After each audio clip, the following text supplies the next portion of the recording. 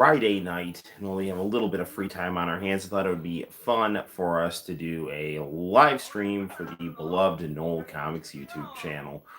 So it is the Friday before Halloween, so I thought it would be entertaining to do some maybe a little bit more of the spooky games, a little bit of the games with the darker edge to them. So I thought we would have some fun tonight, playing some video games that have some I don't know, like a little bit of a Halloween theme to them. Maybe not a complete full blown horror, although we could definitely play some Resident Evil or Biohazard. But right now, I got Ghouls and Ghosts on the Famicom going. We beat Luigi's Mansion last night. Akame official. How the heck are you? Glad to have you here. So it has been a long week at school, and I'm definitely glad that it's the weekend and we have some time to just to chill and relax and prep for Halloween and also the coming month of November. So yeah, lots of good stuff. We got Cat's Eye going on a Retro Crush in the background. Nice Tsukasa Hojo anime. And yeah, I don't know. So hopefully you're doing well, Akame. And I'm just looking forward to spending some time with the unpredictable. Today was Decades Day for the teachers at the school that I work at. So got to crank up the volume a little bit on my normal wardrobe. Because it's like M. Bison in the Street Fighter movie. It's like, for you, the day that I came to your village was the most important day of your life. But for me, it was Tuesday, right? So for you, today is Decades Day. But for me, it's Friday, right? Because I'm always about that 1980s lifestyle, as evidenced by the room full of CRT monitors right here. So, and Alfie right here. Happy birthday, Paulie. Hey, Sinister, how the heck are you, man? I'm glad you're here. Always good to see Mr. Sinister on the stream. So that's awesome. So I don't know, man. Usually I like to spend the first chunk of the stream just kind of rambling and shooting the breeze. But I don't know. I mean, I'm thinking I might hop on the Famicom pretty soon. I sadly missed AEW Rampage tonight, so I don't really know. You know, excuse me if I missed anything that major. I think Bryan Danielson was wrestling on there, so that's good. I just have no interest in watching SmackDown. Like, I just don't care. I think Roman Reigns is like not cool. I'm sorry. If you have to tell someone that you're a cool heel, if you have to tell someone that you are a cool heel, you are in fact not a cool heel. Like, that's like, I think like WWE fans have like so longed for something that's just not hokey crap. And so now that they have a whiff of Roman Reigns not being this insufferable babyface shoved down people's throats, they're like acting like he's like such a cool badass, and it's just not. I don't see it, man. I mean, he's not bad, but he's not great, and I think the writing on WWE sucks, and I have just zero desire to watch it. And I like AEW, but yeah, I don't know. Santino was watching Crazy Mario Brothers. I was playing with him, and we just lost track of time. And I'd rather spend time with my son than watch wrestling, although I do love wrestling. So I missed AEW tonight, so I don't know. And Ring of Honor, speaking of wrestling, Ring of Honor apparently just folded. So, Rogue Drums, how the hell are you? Saw my Decades costume and thought I looked good. Yeah, you got that right, man. I was dripping with the finest of Don Johnson energy right there. So, Don Johnson of Miami Vice fame, it definitely, Don Johnson's a big hero of mine. I liked his album, like with Heartbeat. Miami Vice is a cool show. I wore a t-shirt and white sport jacket for my graduation party when I was back in '02. So, yeah, no. And guys, like I don't mean to like, just rag on WWE. Like if you like WWE, I'm not saying there's anything wrong with you. I'm just saying for my personal preferences, I'm so annoyed by the product that I just have zero desire to watch it. And when people act like, "Oh, Roman Reigns is like really cool," it's like, if you say so, I just don't see it. And Brock Lesnar sucks. He's a horrible professional wrestler. He's not good. I mean, he is someone with a good he's someone with a good amateur wrestling background, and he's someone with a good genetic pedigree, and he's someone who does steroids, and all of those things served him very well in the UFC, because if you do mixed martial arts and you have an amateur wrestling background, that really helps you, because you know how to, throw your body weight, you know how to grapple, and plus he's a big guy on the juice, right? So what do you expect is going to happen? But like on the mic, he sucks. He's got no stamina, and he acts like an asshole. Like, so, and I mean, I get that's part of his character, but I also get that like there's other people who have a better attitude in the workplace than him, and he just embarrasses himself in the ring like all the time, and people pretend it doesn't happen because like 5 years ago he was good in UFC, like, after losing, two matches in a row. Whatever, I'm just rambling, and I don't mean to like be hating, because Brock Lesnar could, kick my ass, and he's an accomplished athlete, but when it just comes to like being a pro wrestling nerd, I just don't see it, man. So whatever. Arrow, how the hell are you, my friend? I'll pop in later and watch the live. Cool, man. I'm just rambling about pro wrestling and all the stuff that rubs me the wrong way about WWE. But on the topic of pro wrestling, like Ring of Honor, I guess, um, released all of their staff from their contracts, and have basically decided to become an indie circuit with a TV deal. So yeah, I don't know what I mean. That's probably not the best situation for them. I haven't watched Ring of Honor in a long time, because I just every time I pop in, I don't really see anyone other than the Allure, which is like Angelina Love and Mandy. What's her name? Mandy Leone. Mandy Leone. She's called the Exotic Goddess. So I thought they were like cool and good looking and stuff. And the Briscoes are kind of cool on Ring of Honor. I don't know, man. I just like all the cool guys in Ring of Honor like went to AEW basically. So yeah, I don't know. So but I mean, I don't dislike Ring of Honor, and I would like Ring of Honor to have a partnership with like AEW.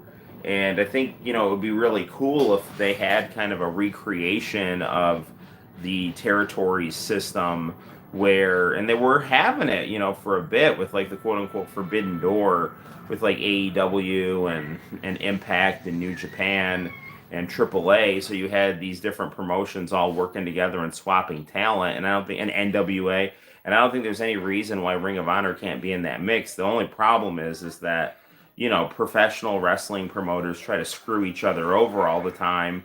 And if you don't adhere to that gentleman's agreement and sense of honor and stuff like that, then, those agreements are just going to fall apart. And I think that's, what lends itself to, someone like Vince McMahon just kind of, having a monopoly, because he rules it, like no one's going to screw him over because he's the one screwing everyone over. You know what I'm saying? So, I don't know, but if the different promoters can learn how to cooperate, I think wrestling was really exciting. When Kenny Omega was on Impact, I think that was really cool. But if rumors are true that Impact and AEW aren't working together anymore, that's really disappointing, because Christopher Daniels just debuted in TNA again, and I think he's contracted to AEW, and so that's going to kill his momentum in TNA and just his whole career in TNA. And the Good Brothers are contracted to Impact, TNA, and if they can't show up on Dynamite anymore, that's not going to be cool for the Super Elite, which is as far as I'm concerned, the real Bullet Club. So I don't know. Anyway, so I am rambling on again. But yeah, so cool stuff. We're gonna start off by playing some Splatterhouse on the Switch, not the Switch, on the Famicom, and we'll probably play some Luigi's Mansion on the Switch. And I did just download a kind of a horror action pixel art RPG on the Switch, so that's something. And provided it doesn't put us asleep, we can maybe play some Radical Dreamers, which is a cool Halloween-y game to play. So Arrow, the kind of the theme that I'm going for tonight. Not that we necessarily need a theme for the live stream, but I'm thinking more of like the spooky vibe games because it is basically Halloween weekend. So yeah, that's some good stuff right there. All right, gang, let's get down to playing some Splatterhouse on the Twin Family right here, the Twin Famicom. We got it going on the PBM. I don't know if I want to keep this on the PBM. It looks good. Normally, I had the Famicom on the Amdeck Color 1, but I have like my NES and NES clone on it right now. But I don't know. I was just screwing with my monitors, so I decided to put it on this monitor, and it looks really good, but it does require a bit of juggling, um, for to switch it off of the SCART mode to the composite video mode. So do. Splatterhouse. Welcome to Splatterhouse. We have this on the whatchamacallit, the PC Engine Mini as well. The real Splatterhouse.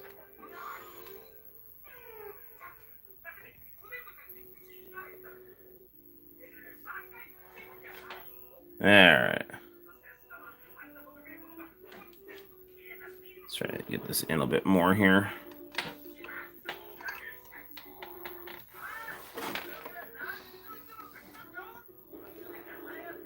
Okay, here we go.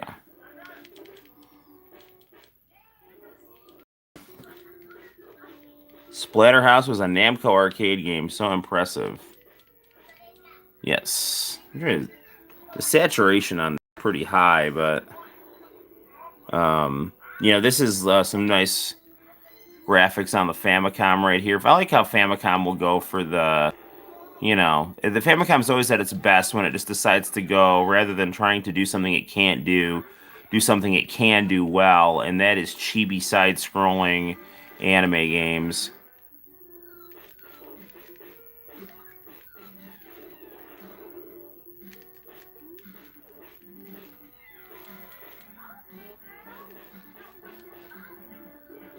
Yeah, the credits, the cat's eye going on in the background. It's like, okay, girls, let's exercise. I think like aerobic themed cat burglars to get your Friday night going. It's Dracula.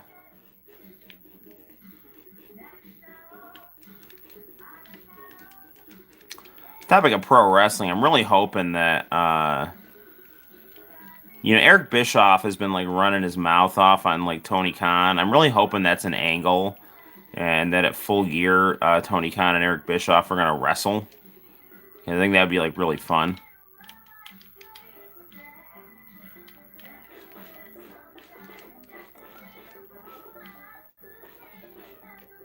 So I beat Luigi's Mansion 3 last night with Santino, and that was a really fun game. The final bosses were very difficult, but I mean, if you knew what you were doing, you could do it, but definitely very, very challenging and fun game. So I'm thinking tomorrow Santino and I will review that game, and a good time will be had by all. What? Game over. That's some bullshit right there. I mean, BS. Strider was its own thing on NES too. As was Mighty Final Fight, which I really liked a lot.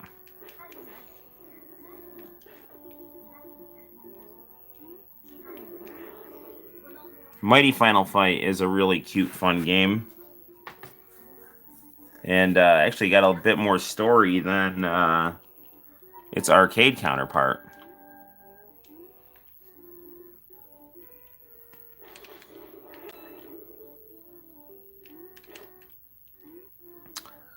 Another fun horror game I have on the NES is I do have Sweet Home, which I've never really done much with, but I know that was kind of the core foundation for Resident Evil. It's supposed to be a good, high quality, like 32-bit version of Sweet Home.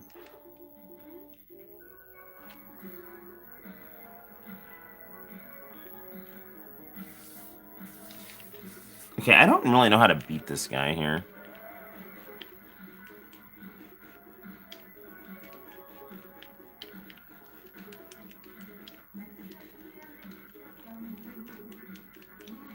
It's funny, I mean, I've said this before, but I've got Cat's Eye going in the background, and how I really found out about that game was Dance Dance Revolution.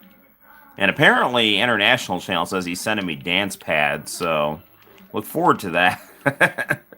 Can't wait to actually be dancing on the live streams here. I mean, that's really going to drive up views. You thought my rambling banter was good. Wait till you see rambling banter and dancing.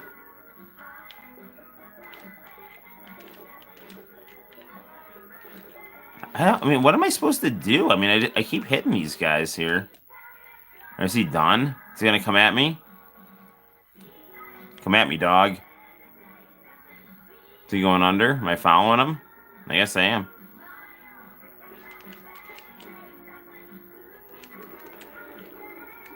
Ooh, burger.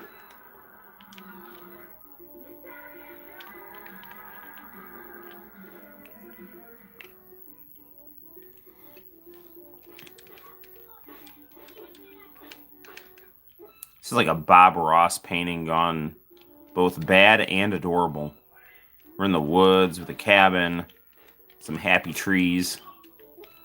But also, I am apparently like a benevolent Jason Voorhees in adorable chibi form, fighting a possessed bookshelf right now.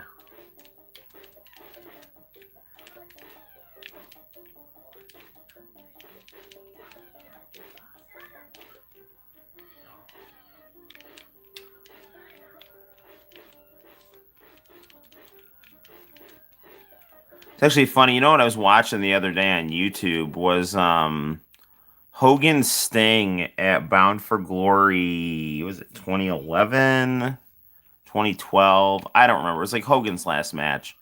Very underrated and good example of ring psychology because Hogan was very limited with what he could do physically, but he had the crowd in the palm of his hand just with his gestures and his presence. It was good stuff. Of course, I love Sting. Sting's my second favorite wrestler of all time. That's not good. Do. Please tell me I don't have to start like all the way. Okay, good. I can start back from this boss fight with this like possessed doll girl here.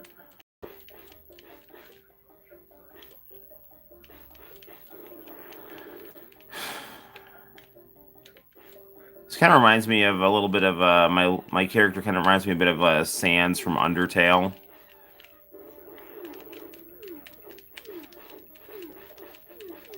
Which Kenny Omega came out as one time on AEW, which is really cool. What am I supposed to do here? Go after the head?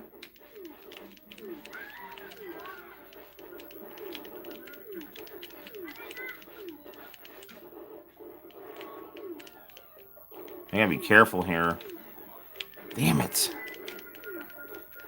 Well, the one chair's gone. If I can just get the head one more... Damn it! Dude! Game over. One more continue.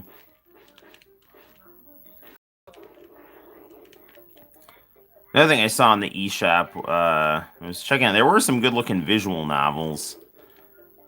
Of course, every time I try to play a visual novel on the live streams on the Switch, I always end up getting either really tired or the novels end up getting really inappropriate. We have to like stop reading them.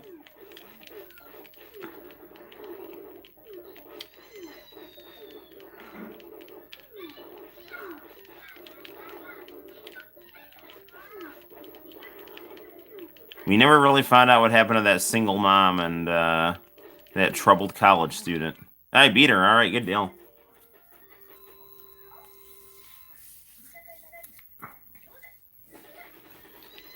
Be garbage of cesspool. Ha ha ha. Password 1055.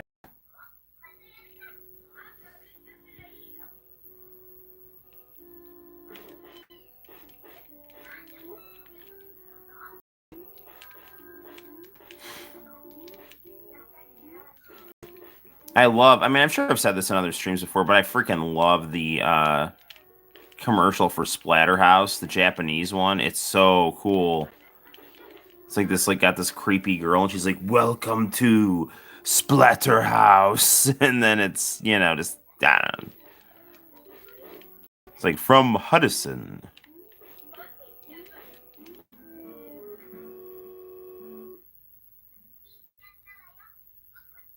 Ah.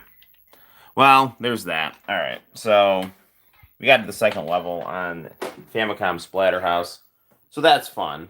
Da da da da da. So what do we want to do next? I mean, we could keep playing with that, but we played till we got a game over. So I mean, I'm satisfied with that for right now. Maybe it would be cool to pop in. Well, I've got the Famicom hooked up. This is Sweet Home, and this is an English language game and a Famicom cartridge. Because I had the actual translated ROM put into a Famicom cart because I love Famicom carts. They're so pretty and cool. So there's my Splatterhouse game right here. This is actually a repro. You know, this is technically a repro, but it's not. I mean, this is an actual real cartridge of Sweet Home. They just swapped the board for one with an English language translation. So that was cool. A lot of people that do that are in Europe, so it takes some time for the shipping. I found a guy in Spain who made the Sweet Home, and then I know a guy in Italy through Etsy that did a bunch of games for me. And I hope his store is still open because I mean I haven't bought from it in a while. But yeah, it's good stuff. So yeah. Just seeing what's going on here. If there's anything new in the chat, which there isn't, which is fine. By the way, Guy Jillionaire did a new video, and by the way, I have a blank white screen.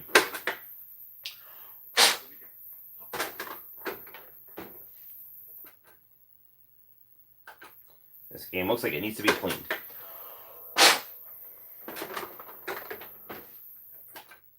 There we go.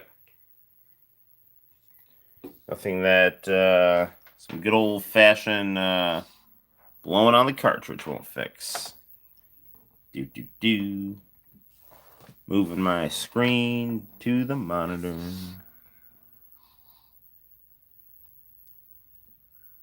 All right.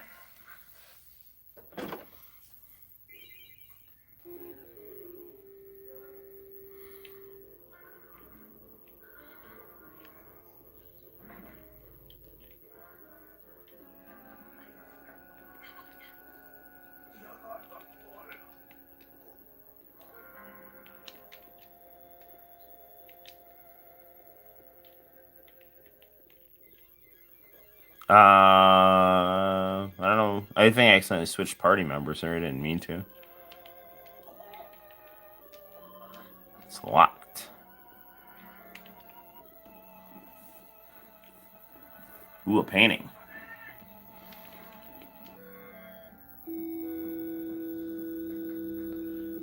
Pretty painting here. Let's look at it. A fresco, but how to preserve it? Pray. Not needed. Item. Leave.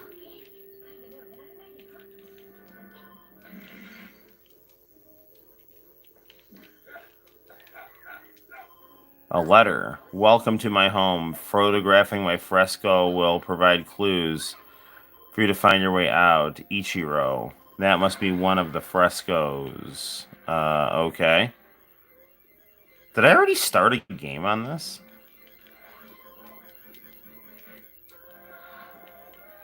Is one of these guys is a bit of a photog? Is that it right here?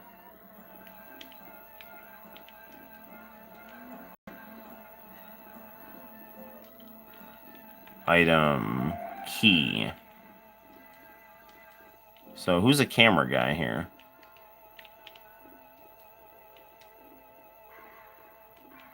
Akaguchi here.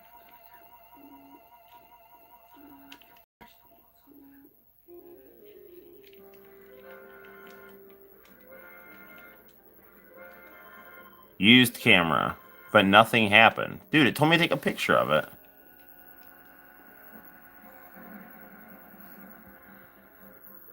I'm bad. I'm not too active doing something in the background. That's fine. Just glad you're on the stream. What are you doing in the background? We were to split up from here. Fine. This game looks like it'd probably be easier with a walkthrough for sure. Did this guy have a key here? I think someone might have had a key. Lighter. No, it's not going to be helpful here. Asuka. Item. No.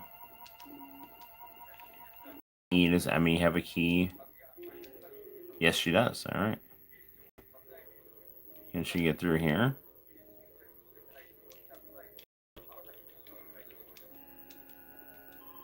Used key.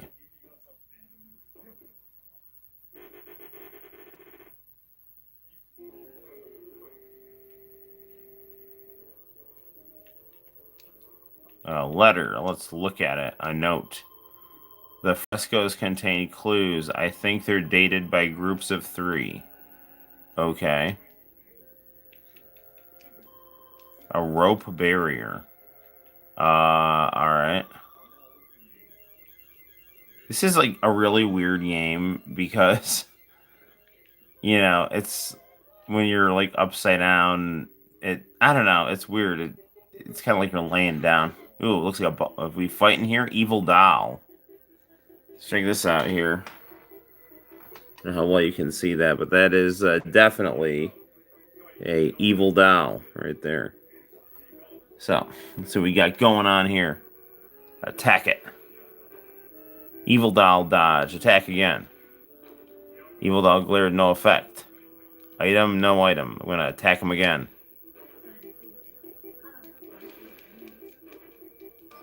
He just keeps glaring and having no effect on me. It looks like I beat it. Alright, there we go. Oh, that's cool.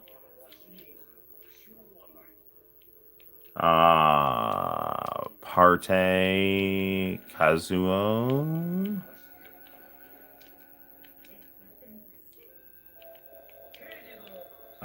Where was this? Guy's got a lighter and tonic.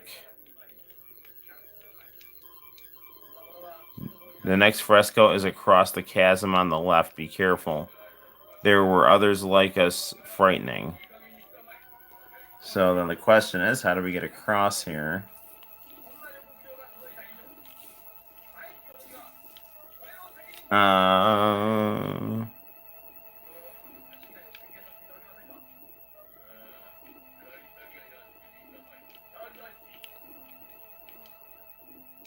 Can I burn this rope?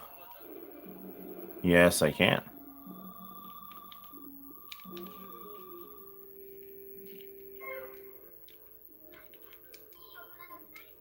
A rune. Can I use this? I guess not. Oh, look. A board. Okay. Ooh, random encounter. It's a ghost. Bum, bum, bum.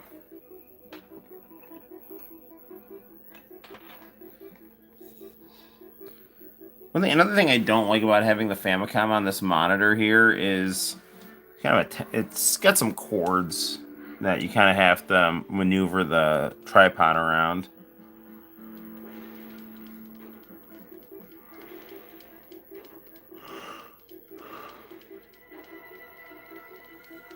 I don't have any other moves other than to just attack. This ghost seems to just be looking at me, and I beat it right there. Kazo was cursed.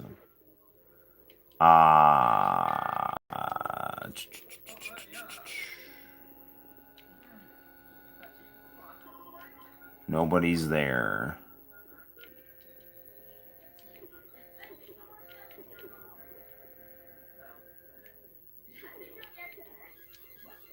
Can I, like, pray or something? Tonic, will that work?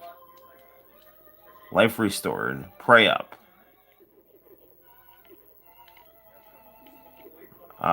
Okay, well, you guys can't see this because this is like a totally black background, and black does not show up well on this monitor here. All right, let's look at this note here. There's a note. It says, Kenji, if your friends are about to fall, team with them to help them get back.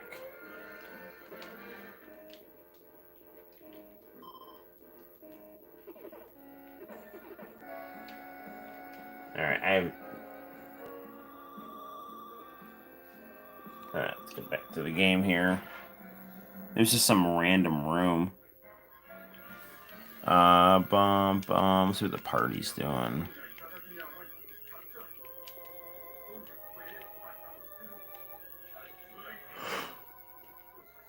Can I cross here? No.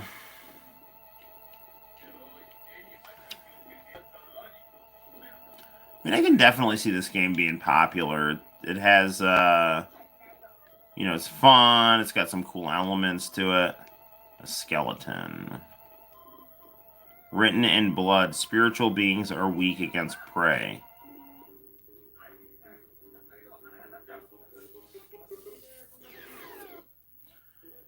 Alright, it's an evil doll again, which you can see right there. Alright, it's Yi Fox. Hey, man. Not sure who you are, but welcome, welcome. We are playing some Sweet Home on the Famicom, and it is super, like, glary. Oh, it's Braxton. Oh, nice, man. So we're playing some Halloween-y games right here. So, can I pray on this doll here? Oh, yeah, that was easy. The power of prayer. Looks like nothing is there. All right, good deal.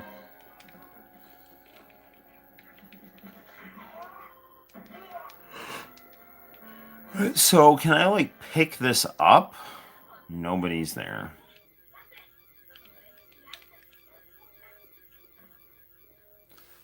Oh, you know what I should do? I wonder if I can use up my lighter here.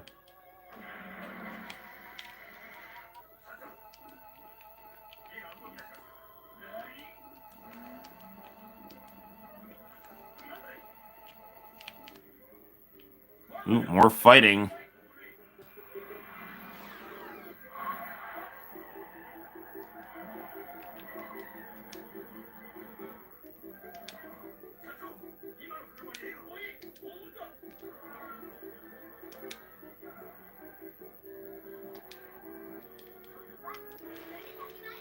So yeah, I can't attack with prayer anymore. I guess you have like prayer points instead of magic points, which is kind of interesting.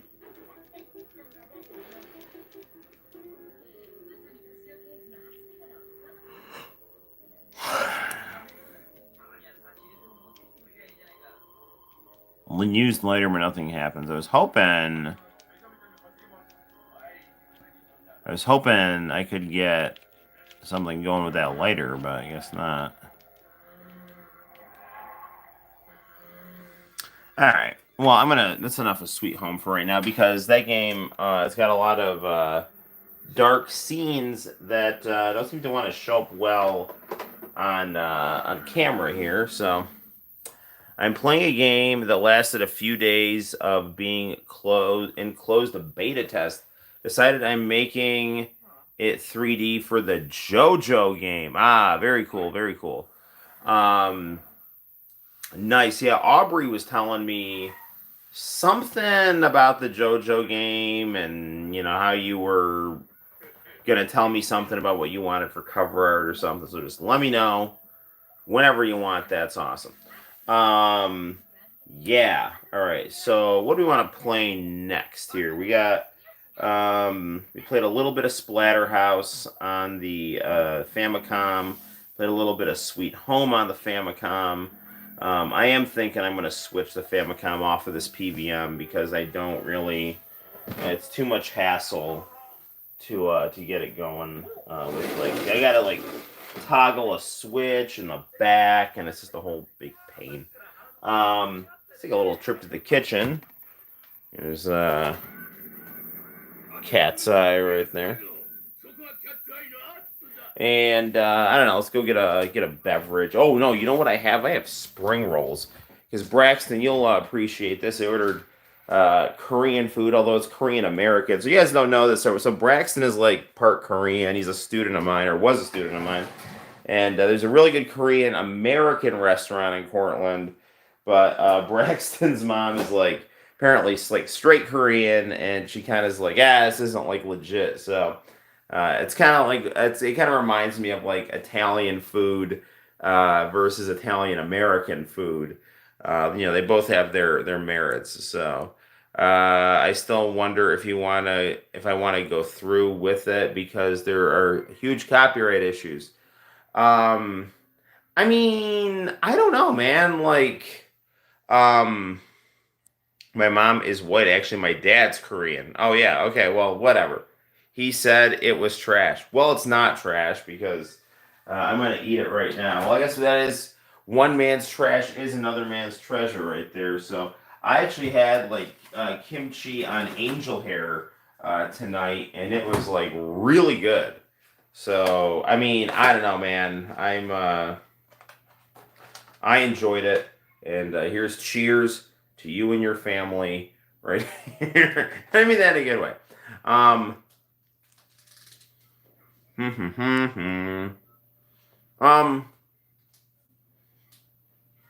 so as far as making a fan game, that's a good question because people do it all the time, and then the problem is like if it's good, then people come after you and shut it down. Or if it gets traction, people come after you and shut it. Like, I'm a big fan of the video game Chrono Trigger. And you don't have anybody get paid. Yeah. Or pay anyone. Yeah. So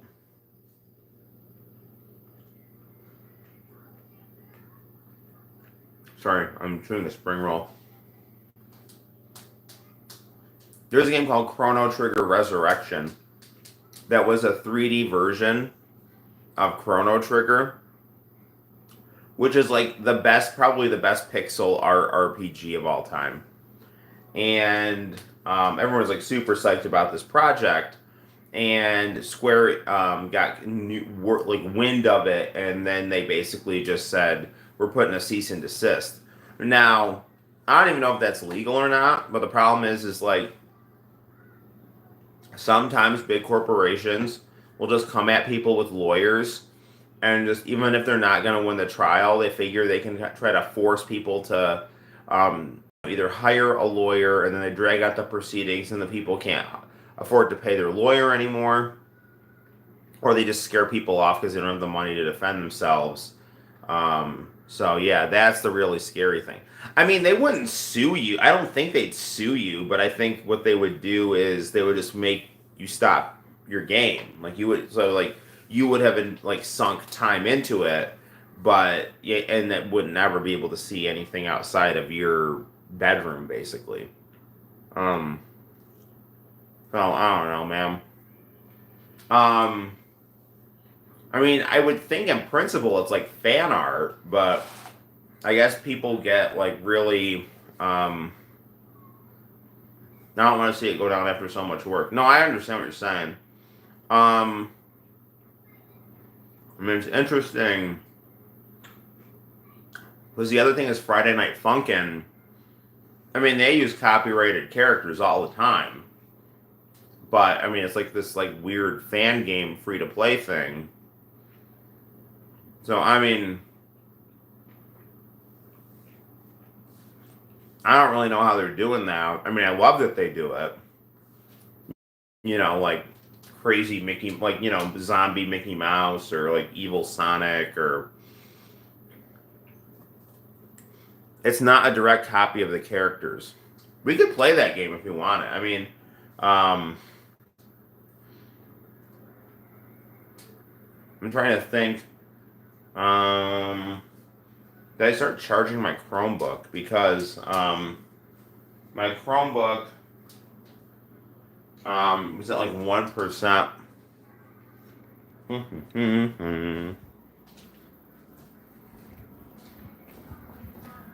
I actually was playing Friday Night Funkin' with Santino. No, I guess I wasn't charging it. Where did I put my charger? If the charger's upstairs, I don't really want to go in and get it and wake up the wife and baby. So sorry if I got your hope up. I'm sad for this generation of 7th graders. Why? Your sibling is good. Aubrey's good people. Aubrey told me that none of them get any references you make. Well, Aubrey gets this, so that's the important thing.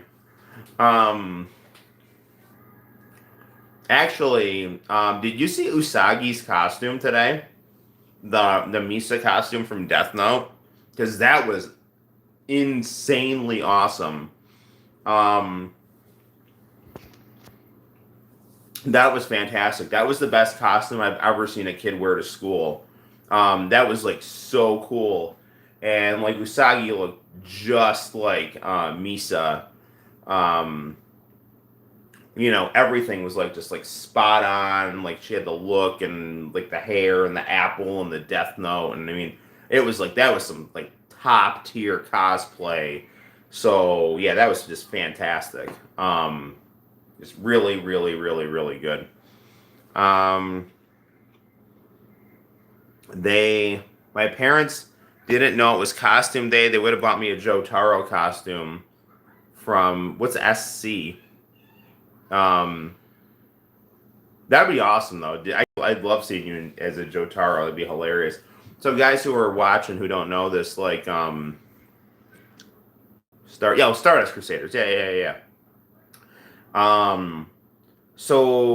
It was Halloween is on Sunday, so the teachers did decades. So I wore my 80s. Like it was like Don Johnson. I had a white sport jacket with my sleeves pushed up and kind of like an aesthetic shirt with like a bunch of geometric shapes on it. And I had like the like 80s kind of gestural cup art mat. I think I actually have the mask here.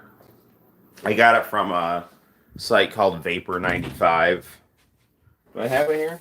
I said I did. I'm like betraying everyone's expectations. I'm like getting everyone's hopes up. It's like, oh yeah, I got this here. It's like, no, I don't. It's like the thing that was on like the cups from the early 90s with like that squiggle line. Anyway, so that was what I wore today, but like other kids were like, there was like this one student who was cosplaying as Misa from Death Note, and that just outfit was like, I mean, it looked exactly like the character, and this student kind of like looked like the character anyway, so it was like really like nice. Yes, that was awesome stuff. Wish I could have gone down to your class. Yeah, no, I mean it was. Yeah, I mean, we actually what we did today was my cousin, who is a lacrosse player, because we're doing a unit on the Hodo no Shone. Hey, International Channel. They acted like her at lunch too. Hopefully, they didn't write anyone's name in the notebook. My cousin, who's a lacrosse player, he played for different Indian nations in upstate New York. You having spring rolls for lunch too? Cheers, man. Um, he was. I got him on Skype, and that he talked to my class. They wrote my. They wrote your name in the death note. Um, it's funny. Um, I really like this plush tube channel that me and Santino watch called Crazy Mario Brothers. And I have like one of the Mario plushies, just like the ones on the channel. And so you faked a heart attack. Well, that'll get the ladies, for sure. They'll definitely. I mean, you'll get that sympathy, you'll get that sympathy stuff. So, um, there's a really good Crazy Mario Brothers called Luigi's Death Note, and there's a Luigi plushie with a Death Note, and he doesn't really know what he's doing with it, and he accidentally like kills some of the characters like short term. So the ice machine broke and it was spilling all over. That's not good at all. Although, I mean, water is refreshing, so that's definitely a good thing. Um, yeah, hey, International Channel. We were just like kind of messing around. Hey, Braxton, good talking to you, man. Um, we were just messing around with some Sweet Home on the Famicom and some Splatterhouse on the Famicom. So I'm trying to play some kind of like spooky themed games tonight, and I just had to take a break and eat some egg rolls. As my half Korean student, former student, like hopped on and was just kind of chewing my ear. He's like trying to make a JoJo's Bizarre Adventure fan game, but he's worried about people coming after him because I was telling him like there've been instances like with Chrono Trigger Resurrection and other like fan games that start to actually look good, that even if it's not illegal to make them, the companies kind of come after you and shut your stuff down, just because they don't want you doing it, because they don't want to get upstaged.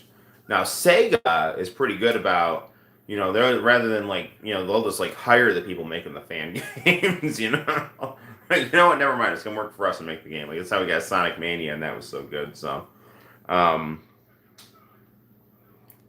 it's called Noel ComiX, but it might as well be Noel Lunch with Noel. Yeah. Yes, very good, very good. Um, well, another reason that I'm eating now, not that it's good to do this, but I just want to stay awake for the live stream because I really want to stream tonight, and it was a pretty long day, and I don't know how much time I'm going to have over the weekend to stream. I am doing a remote day for school on Monday, so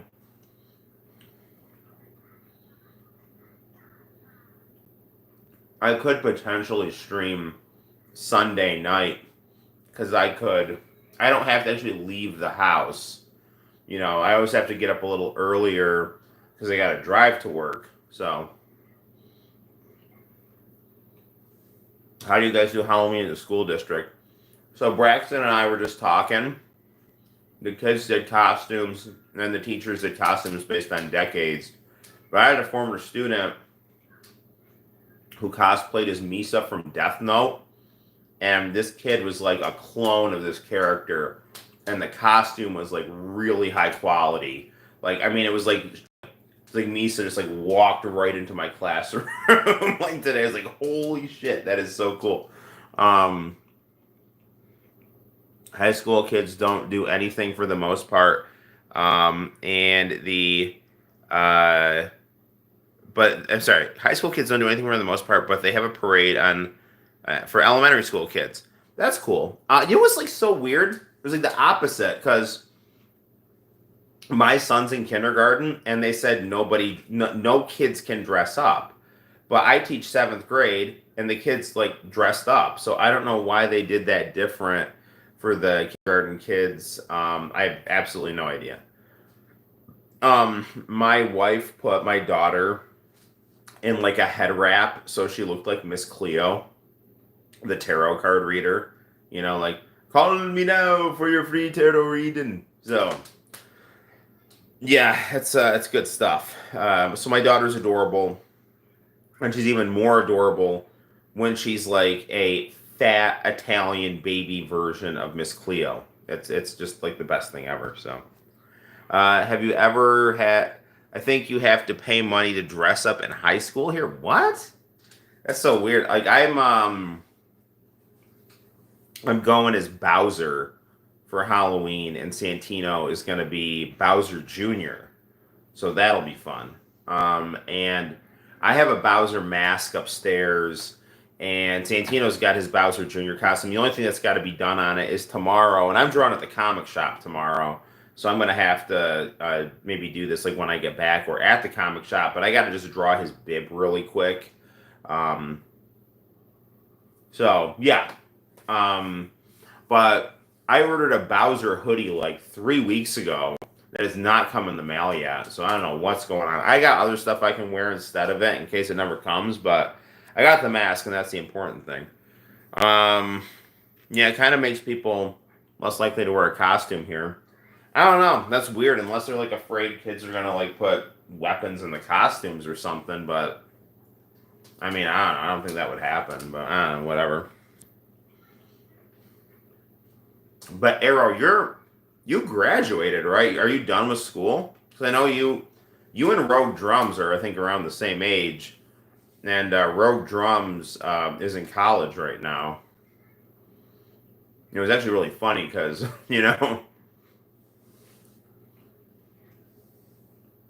he was a student, and he was always like, "Mr. Pastor, I want to come to your house. I want to come to your house." I'm like, "Listen, man, you're a student. You can't come to my house. And once you graduate, then you can come to my house." So he graduated, and then he came to my house.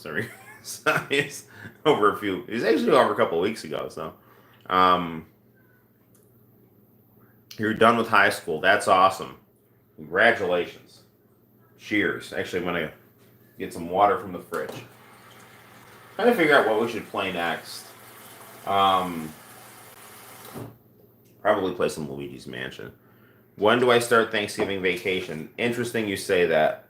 The dream came true. Yes, the boyhood dream has become a reality. Thanksgiving vacation, we have to go like the day before Thanksgiving because the teachers are very, and I think rightly, wanting to preserve having summer break not end before Labor Day. So that's yeah. So our I think it came down to like, do you want to go back before Labor Day, or do you want to go the day before Thanksgiving? And the consensus was, and I think rightly, we'll go the day before Thanksgiving to keep our summer vacation. Um, so yeah, Thanksgiving is going to be like Thanksgiving and Black Friday. And then, I don't know, I'd have to look at a calendar for Christmas, but I'm going to be turning 39, which is kind of crazy. Um, but, 30 is the new 20, and 40 is the new 30. So there you go. And my cousin who came and was talking to my kids today, he's going to be 49, and he's actually still playing professional lacrosse, which is a pretty rugged sport. He plays in Albany, and yeah, it's good stuff. So people are definitely, they're living longer, they're getting in shape more. Just the general youth is extending. Like my mom is in her 70s, and you'd like never know it. Um, but like I don't know, like if you take a look at like my mom's grandmother when she was in her 70s, I mean, she looked 90. My mom looks like 50. She's a little chubby Italian lady, so like, and I mean that like endearingly. So, mm-hmm. All right. Um. Hmm. Why don't we play?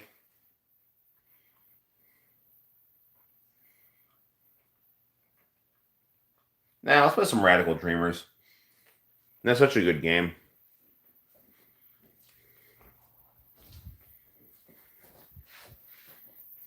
But before we do that, let me get my water. So, I mean, international channel, I'm in no way, shape, or form trying to rush this. Did you send the dance pads already? Or are you going to send the dance pads? Like, because I was telling people at the start of the stream, like, that you had said you were sending dance pads.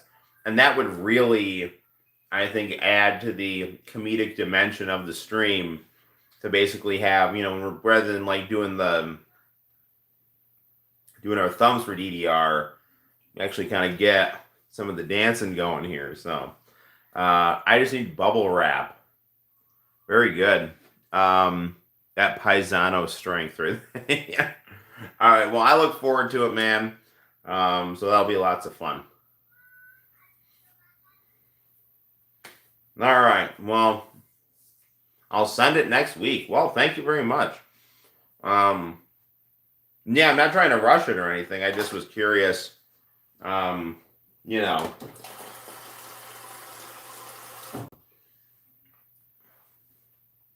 If I was gonna like come in from school one day or come home and then there's a DDR pad on my porch or something. So.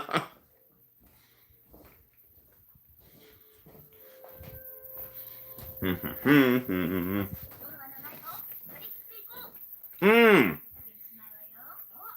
can't play Radical Dreamers because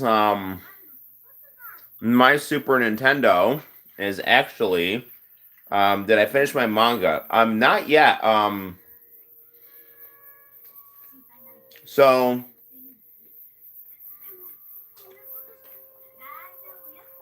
that's a really good question, man. I gotta start it still, but I have the story written out. So my Commodore 64 monitor is getting repaired right now because I'm trying to get the RGB working on it, and I know a guy who works on those monitors, so he's working on it, and he said he needed a console to test on it. So I just grabbed my Super Nintendo really quickly. And I mean, this guy lives like he lives like a couple blocks away from me. I mean, he's within walking distance. So, I mean, I can go and grab it whenever, but it's like 12 at night. I'm not going to go to his house and grab my Super Nintendo. So, unfortunately, we can't do Radical Dreamers. But what we can do is we'll do some Luigi's Mansion 3. So, we could do some Chrono Cross. Because Chrono Cross is the, Radical Dreamers remake. So that was what it was supposed to be.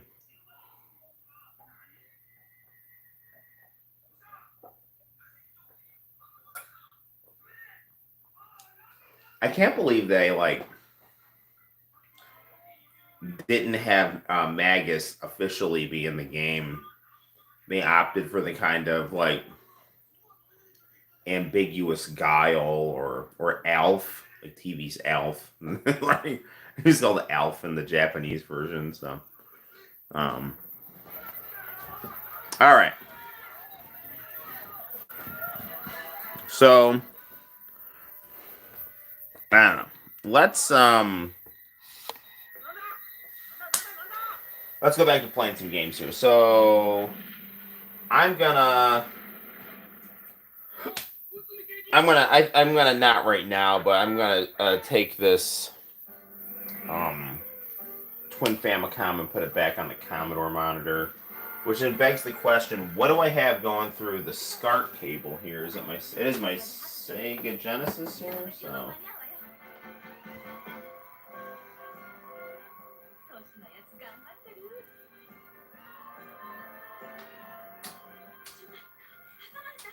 Yeah, what do I have here? Sorry, I'm trying to fix this for the.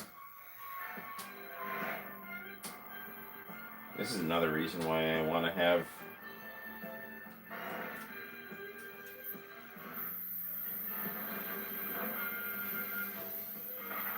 Sync.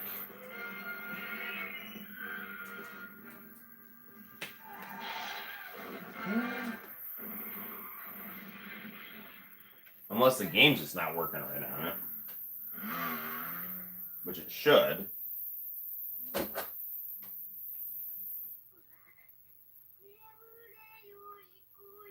think I have Snatcher in there. Sorry, gang. Hang on.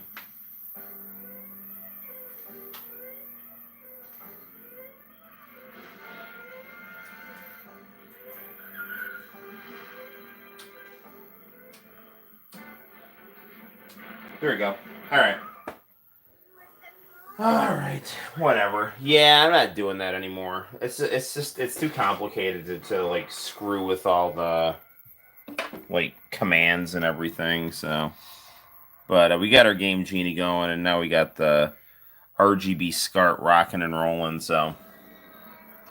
Okay, so that's good. Alright, so we got the Sega hooked back up, and we'll get, we won't hook that Famicom up right this second. Dude, I have 10 minutes left in my lunch. Alright. How is your, like, when does your shift start? Like, how are you having a lunch at, like, 9 o'clock at night kind of thing? So, I mean, I'm like, assuming you're working a night shift. If that's your situation. We also have Mario 3 right here. By the by, Guy Jillionaire, my favorite YouTuber, uploaded a video today. You start work at 5.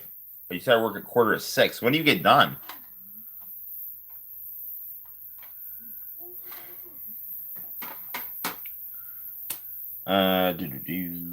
Let's turn on Luigi's Mansion here. Because that, I mean, you know, like, that definitely sounds like it sounds like kind of a long haul, basically. So. Alright, here's our Switch. Here. Do.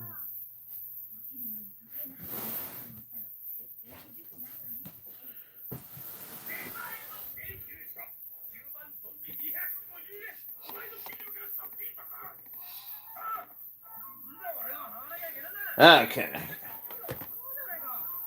Let's move some controllers here, and we'll turn our Switch on. Okay. The Grand Theft Auto trilogy. Halloween haunt in theme park, so they have later hours. I see.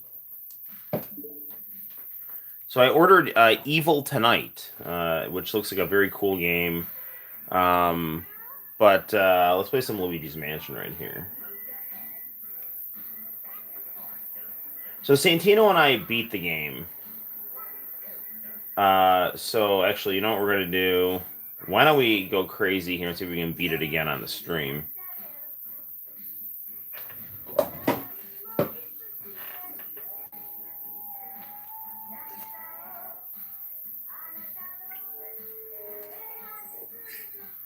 So yeah, we beat this game last night, and it was a lot of fun.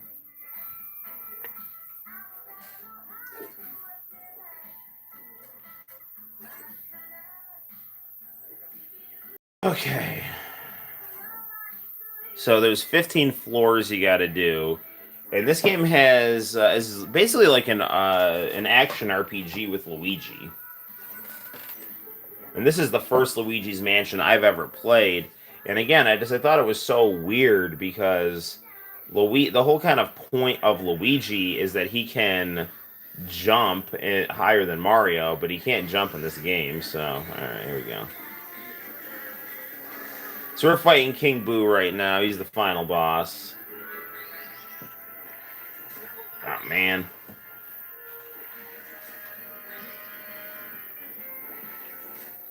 No, I have 10... Dude, damn it. I have 10 dog bones here, so Polterpup can bring me back if needed.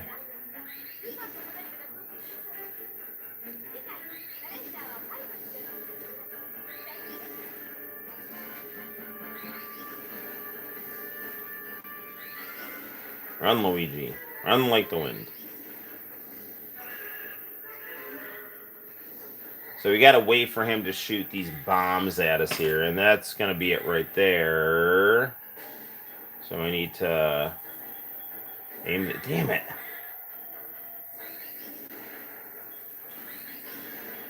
Dude.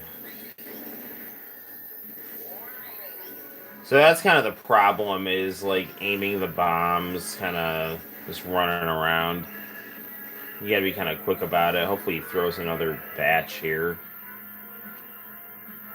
Is he going to? No, he's not. So I got to seek shelter. Dude, am I getting like Joy-Con drift here? I hope not.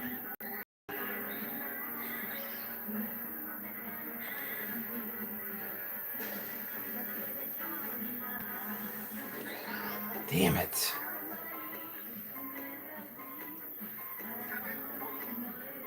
Oh, man.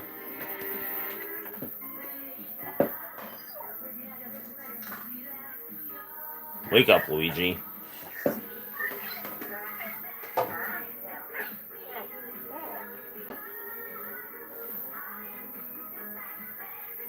Alright.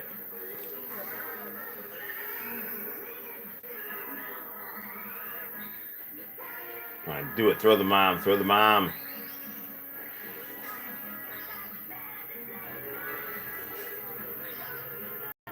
So basically, it's a 3-hit fight, but it's an incredibly difficult to get to the 3 hits. Dude, I jumped over that, man.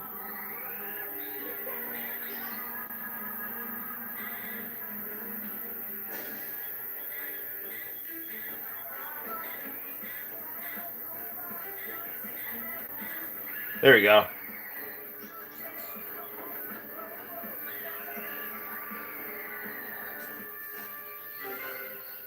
Okay, so we gotta get his tongue here and pull and get a Luigi to help, and we're gonna yank him here and start messing with him, and just no mercy here. Now he's gonna get all pissy here. And now we're gonna get double the fun here.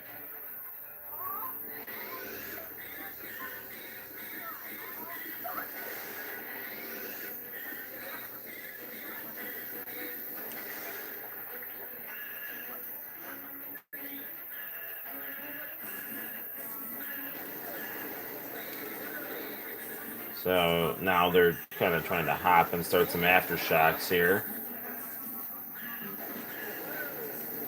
Oops, darn it. Yeah, it was a really good idea to stock up on dog bones here.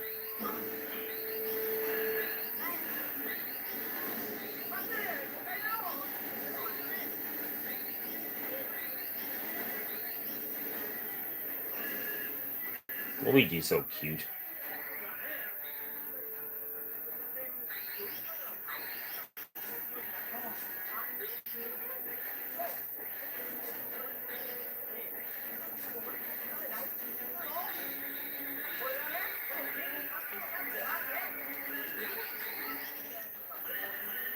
All right. Come on, man. Come at me.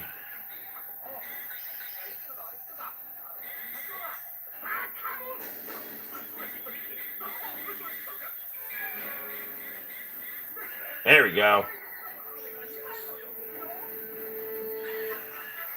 All right. Come on, man. Go down. Let's do Luigi here, and we're going to start smacking him around again. All right, so we got 1 hit left. Now he's going to go really into temper tantrum mode.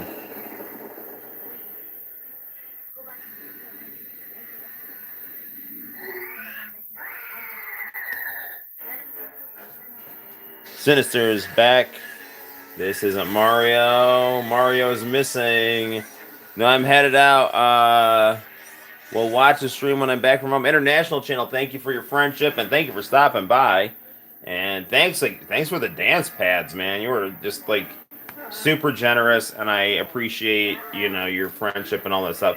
Dude, International channel, we should kind of do what me and Edo did, and maybe we could do like a video together kind of collaborating about our memories of the international channel. I think that would be really cool.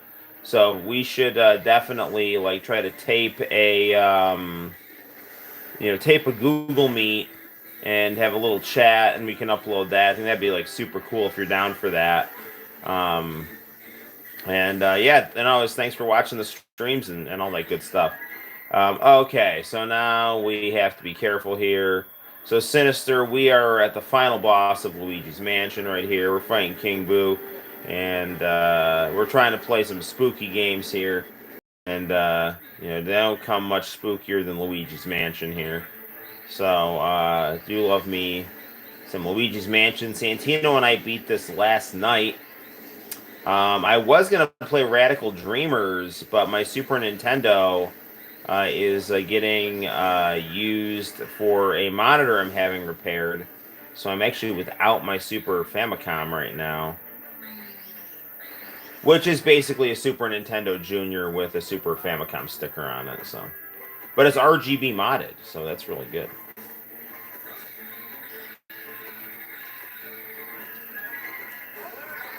Dude, I can't dodge his tongue. Once again, very important. You stock up on the dog bones here.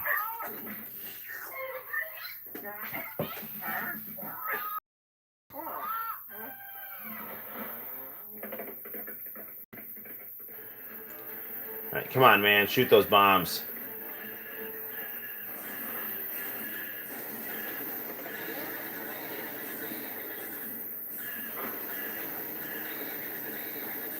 Okay, so if I just stand here, it seems I'm damn, I was gonna say. If I just stand here, I'll be fine. He comes and slams right on me. Alright, now here's gonna be the tricky part. We gotta get a good bomb here. And we gotta launch it at just the right time here.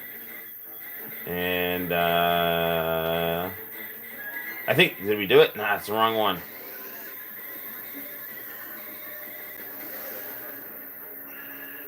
Man.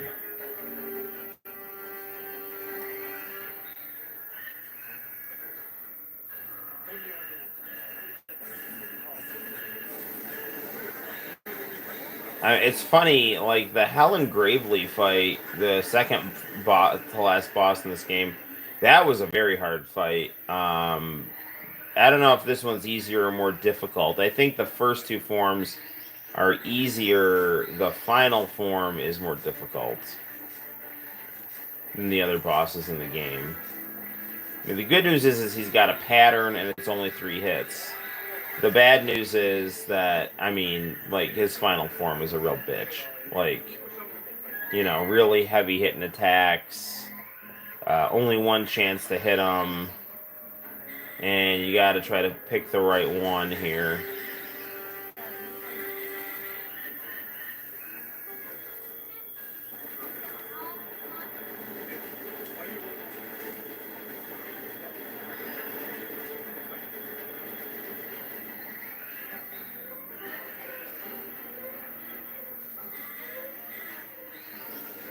Oh, you know what else sucks about this form here? You only get... Oh, man, I'm running out of time. Well, just gotta keep your composure. That's all there is to it.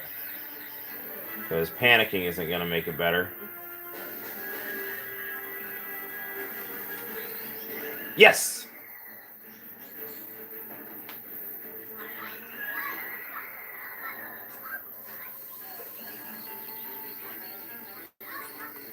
Alright, Luigi, come on, man. This, my friend, is the end of the game. You can go get into my poltergeist. Na-na-na-na-na-na. Na-na-na-na-na-na. Na-na-na-na-na-na. Ghostbusters.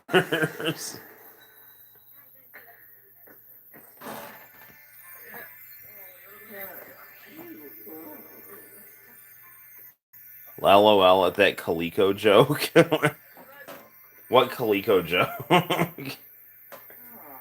Did I make a Coleco Chameleon joke?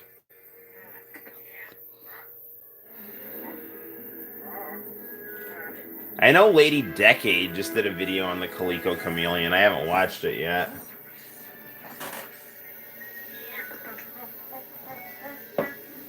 I mean, a lot of the stuff that she makes are things that. Oh, the SNES Junior. Yes, yes, yes, yes, yes, yes.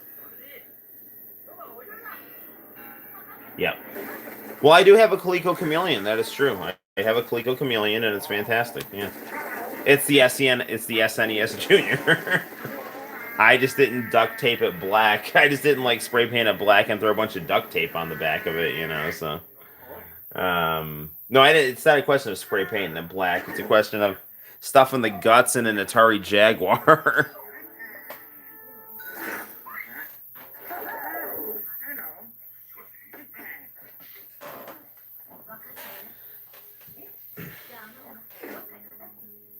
I mean, we're at the stage of the game where, like, I would love it if somebody just put a Raspberry Pi of SNES of like okay, so like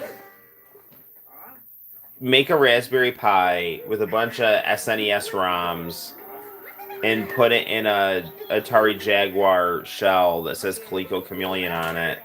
I mean, that would be, I think, a really cool thing to have.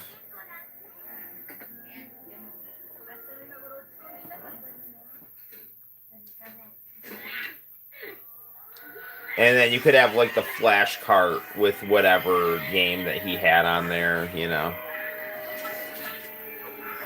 The SNES Junior has such good RGB if you mod it. Like, um, its RGB is better. So, I mean, it doesn't come natively with RGB. You have to mod it. Like, I didn't mod it. Somebody did it for me. But, you know, if you mod the SNES Junior for RGB, it's a much better picture than the original one, which isn't bad, but it's like the Junior is like super perfect.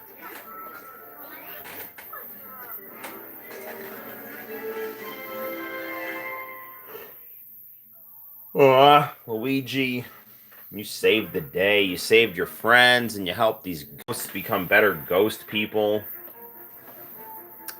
Remember, I said that the SG-1000 was basically a ColecoVision with a Sega logo on it. MSX1 Standard, also similar both to both.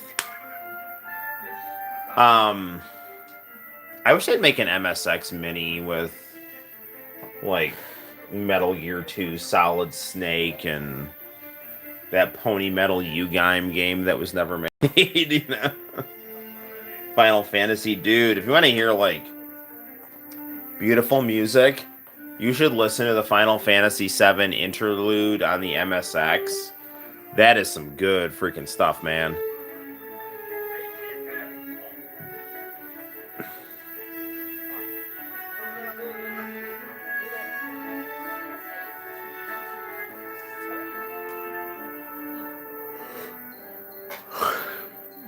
Not that I don't love these credits, but can I fast forward through these?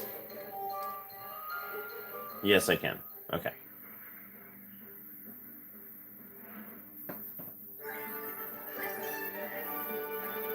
Congratulations. Rank C.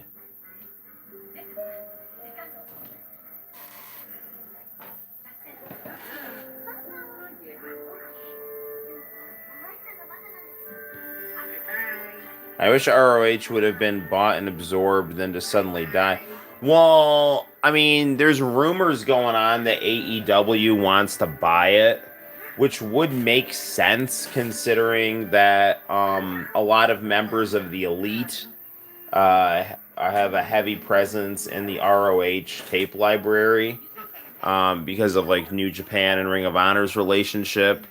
But yeah, it's funny because like I don't know if Sinister, I don't know if you were on like early in the stream, but I kind of went on a little bit of a rant about pro wrestling, which basically turned into me just saying what I didn't like about WWE. But um, aw, bye Luigi, you're so cute.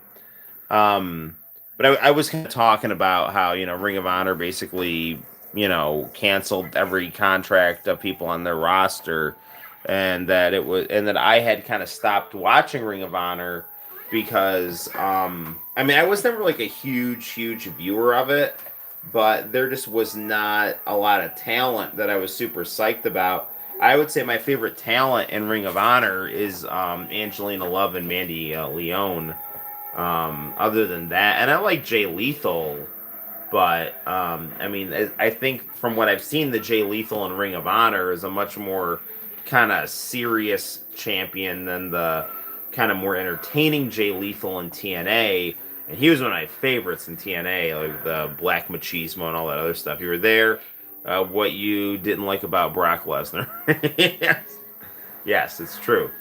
Um, I will say I do think his absurd man bun and beard give him more personality.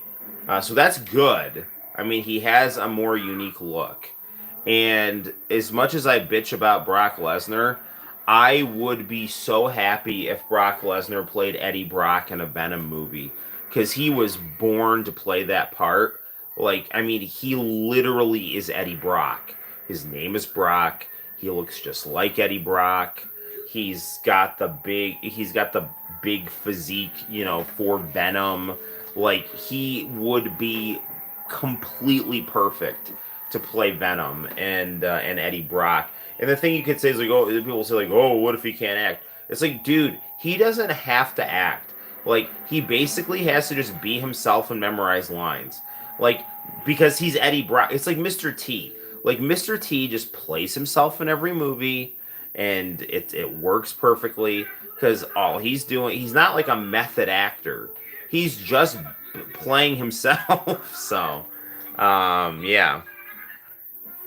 To me, ROH was too wrestling oriented with the story too far back and the background. Yes, I don't disagree with that. His name is Brock. Yes, absolutely. Um, yeah, man, like Ring of Honor was always one of those things that like I always heard on the internet like how good it was, and then I sat down and watched it and I was like, I mean, it's okay. Like it's good. I like it, but it's not like my favorite thing ever. I mean, when I probably watched it the most, like Kevin Steen was there, and then also I was watching it when they were starting to do some Bullet Club crossover stuff. Like I saw Kenny Omega kick Adam Cole out of the Bullet Club on Ring of Honor, and that was really really cool. I thought Marty Scurll was really cool on Ring of Honor. I really liked Mandy Leone's like segments where she was like the exotic goddess. And I thought Dalton Castle was like pretty funny.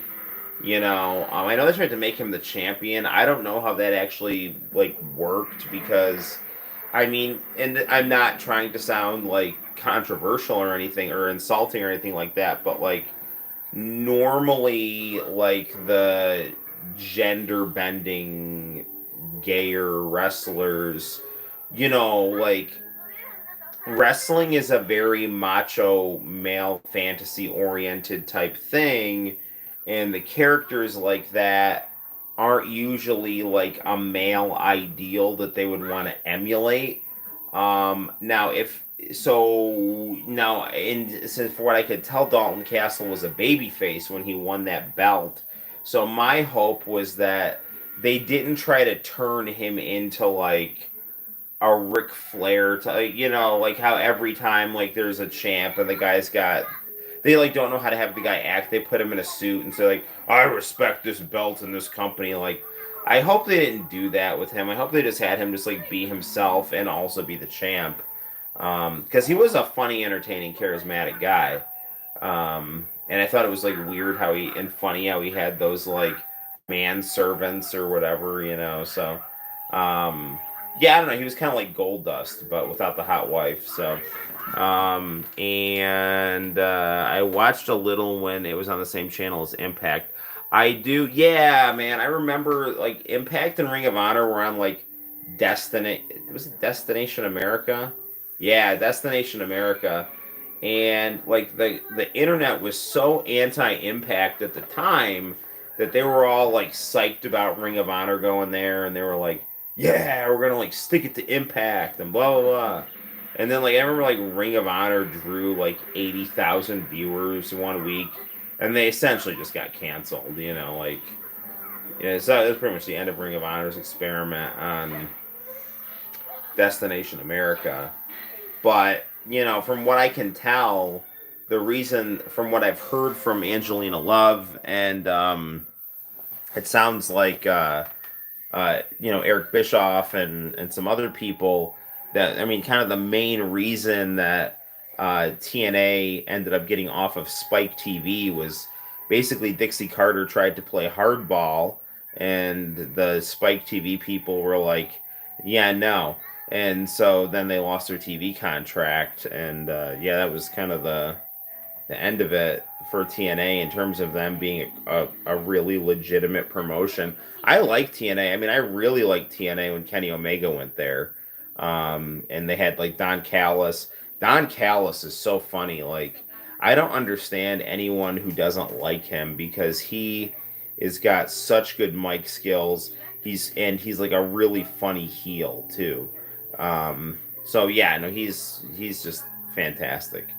And Impact Wrestling at one point in my life was absolutely appointment viewing, and then I mean it still is, but especially when Omega and Callis and the Elite were there, I would tune in like every week like that. And now I'm starting to miss a couple episodes here and there.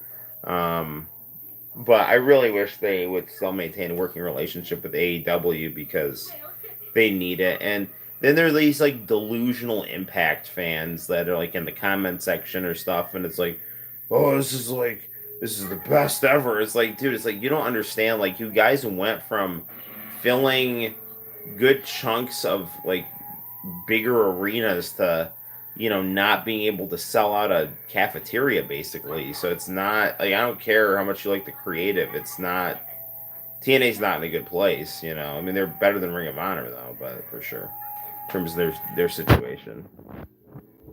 Someone said how Impact is still alive and ROH went out of business. I'm not gonna lie, I laughed at that. I heard Russo was part of the Impact Spike issues. Yeah, I remember John. I do remember Don Callis as the Jackal. Yeah, yeah, and Cyrus. Yeah. I actually remember Don Callis when he started on Impact, like when he started on the early TNAs. Um, yeah, it was really good. I mean, he's great. He's just great.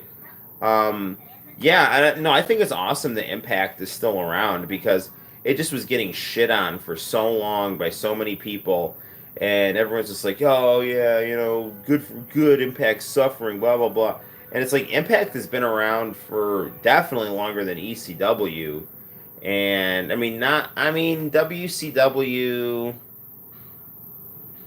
I mean in its WCW form, lasted from what, like 87 to 2001. So I don't know, but yeah.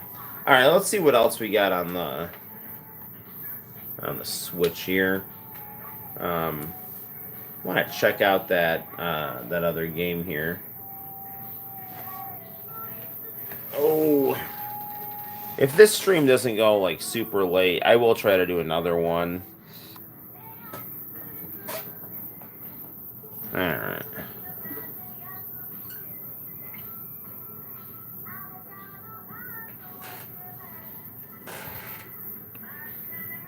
It's hard to say when WCW is really first WCW. Yeah, that's a good question.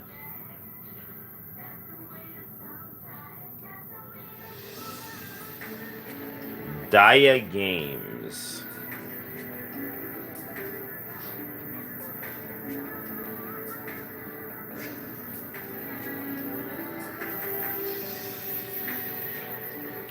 I say when NWA split.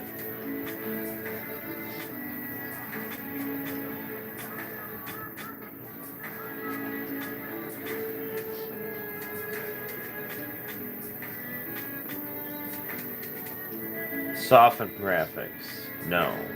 Dialogue sound. Alright. Casual gamer.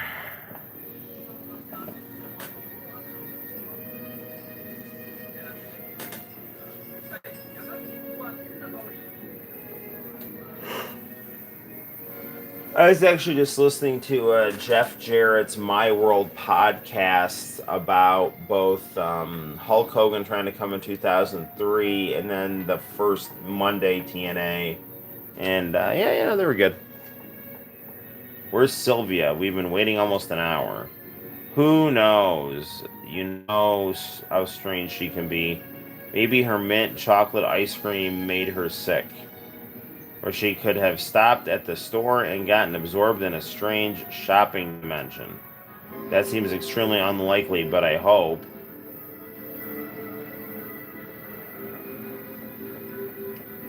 Alright, where am I? What's going on here? What? Hello? Troublemakers miss me? Alright. Sylvia, you're super late. These guys kind of look like Bubblegum Crisis characters here. Oh, sorry, I stopped at a store and got absorbed in this shopping dimension. Jackpot. I think about changing my style. Kind of sick of the tattered work clothes look. I like your style. But what about Graziella? What did you find out? Anything? Of course I did. You know, I know where she is. Let's go after her.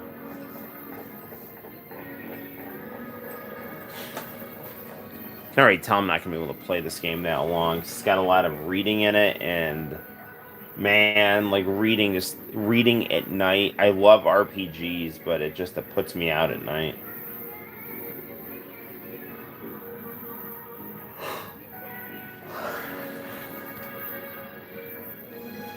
'93 to 2001. Eh. No doubt, Little C. I asked around. She'll show up soon. I consider WCW from when Ted Turner took it over till 2001. That may be an unpopular opinion, but that's my opinion. Look. That has to be her. She's so elegant and beautiful.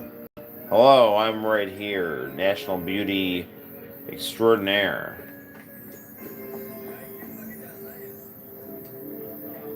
I'm honestly a little nervous, Sylvia. What do I do?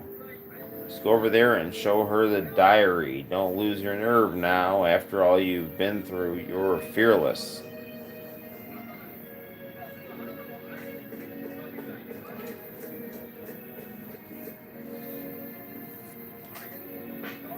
Graziella, I'm sorry to bother you. You're Graziella Monty, right? That's right. How can I help you, sweetie? Well, you see, I wanted to. Don't be shy. You want my autograph. Shall I sign that notebook? What? No. Well, did you bring a pencil? I don't have one or for any dedication. She doesn't seem so bad. Shut up. She'll hear you. Actually, I wanted to give you this. Gift for me, how sweet. You're so kind. Could you please read pages from it now, if you don't mind? It's very important. Well, of course, why not? Where to start?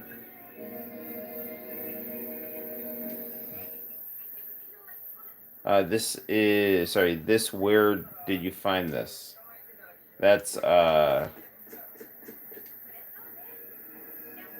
you are, Little C. I was looking for you. Oh, hello. Are you after this girl's mother? What? No, her mother. She's my older sister, but only by a few months. Excuse me, what? I'm sorry. Excuse me, what? It's just you don't look at all alike. Maybe it's the age difference, but we're twins. I'm only older by a few seconds. Didn't she? In any case, didn't she? In any case, you need to tell me where you found this diary. Oh boy, that's a long story. A doozy of one, too. Want to hear it? Something tells me I don't have much of a choice. Do-do-do-do.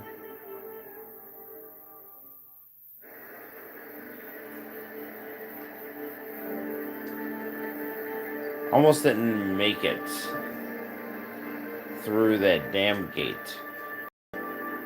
To note to self, less cupcakes, more cardio. Just alignment. I'm going to the gym.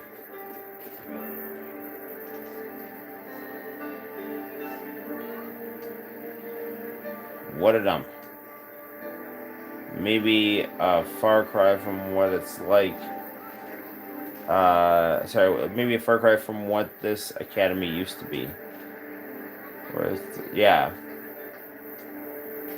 It could be anywhere, so where should we start?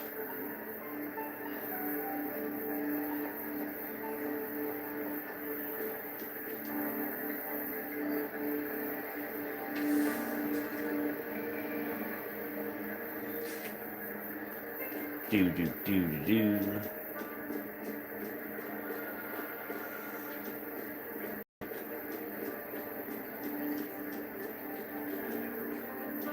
Alright, I'm just walking around here. Looking at various things. Trying to maintain consciousness with various cool people.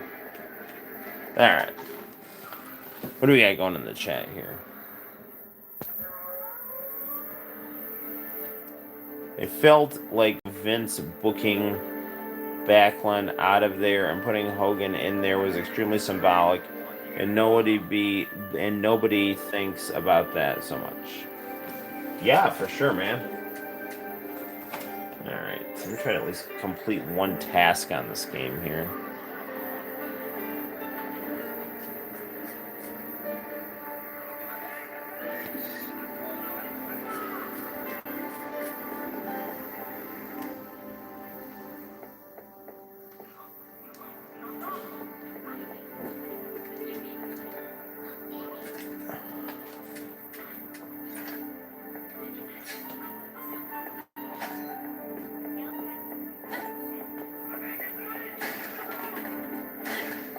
Alright.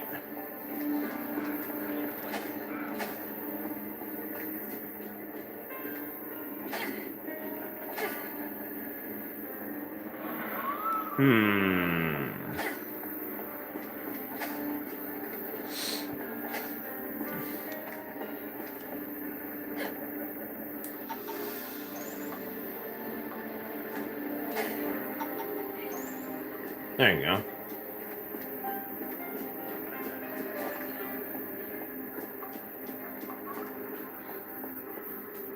Okay. It's getting a little drowsy playing that game. I like it. But yeah, I'm gonna fall asleep playing that game. Let me take another field trip to the kitchen for more icy beverages and maybe some candy. Because it has been too long of a day.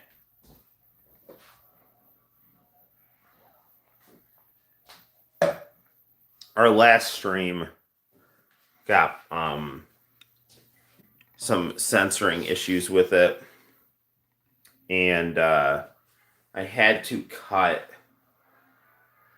the Hulk Hogan interview. I had to cut I cut the Candy Girl performance, and there was one more thing that I cut, and it was like, it wasn't a strike, but it was like, you can't get funding, and then the one was like, not only can you not get funding on these videos, but you also can't make, they can't even be shown on YouTube, so they were completely blocked till I cut out the footage, and now they're there. Like, now the live stream is there again.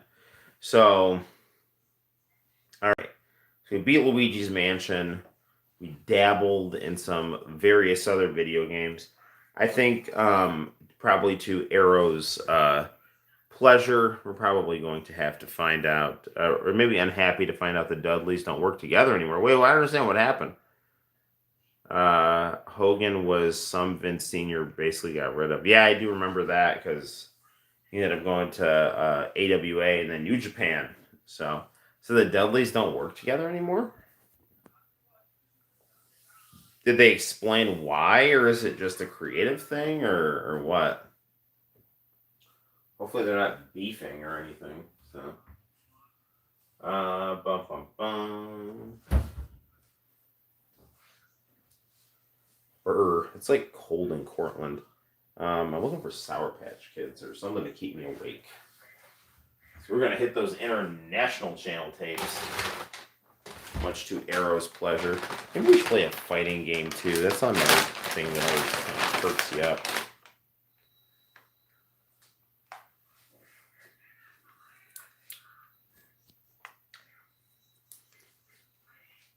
Man.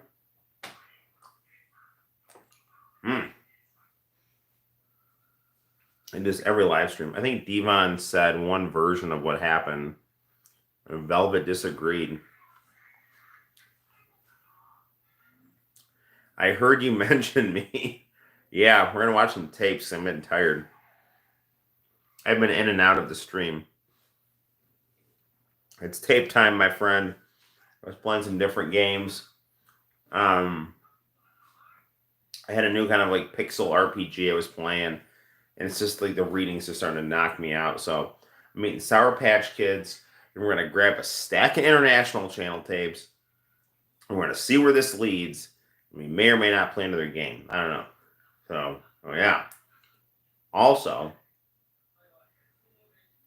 I'm going to be at Heroes and Villains tomorrow. 75 East Court Street. A drawn cartoon. So, don't be surprised if you get another YouTube video from the comic shop tomorrow. That'll be pretty fun. Mm-hmm.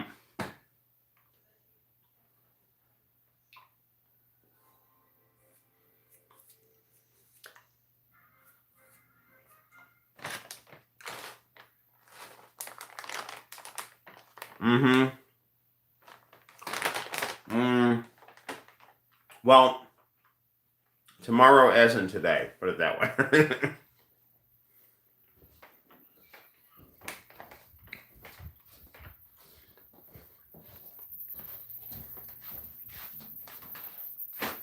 Okay.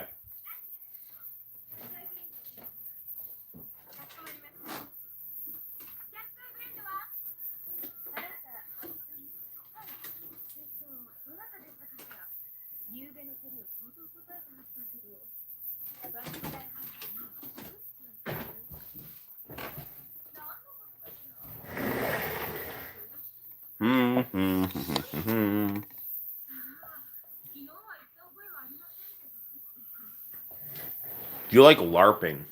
I've never done it, but I got no issue with it. I play Dungeons and Dragons a little bit, and what I like to do is I like to draw. I like to draw the adventure. I had a lot of fun with that.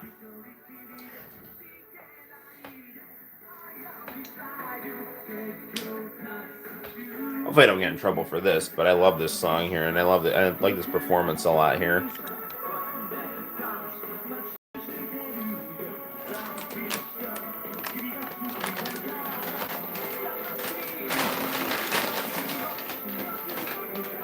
Kimi no resistance.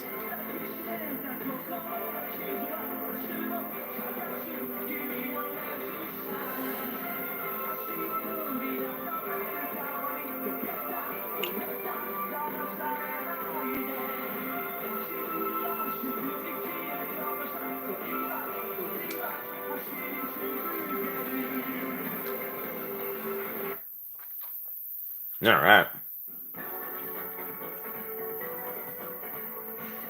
So this is a video I have on the channel here. What's up, Sinister?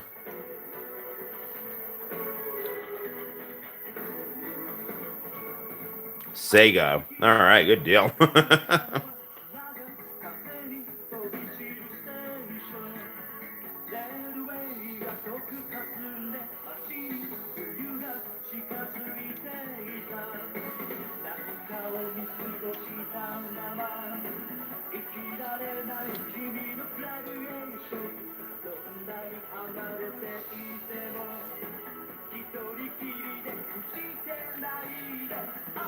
This is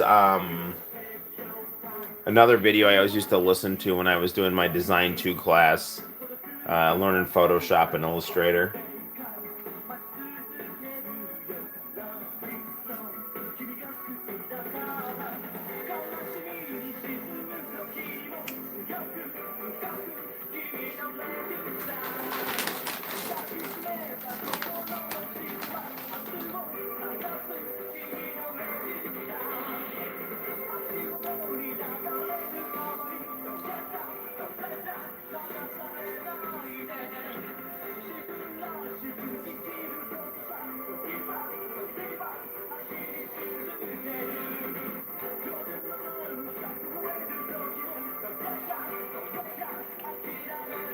This is such a pretty song.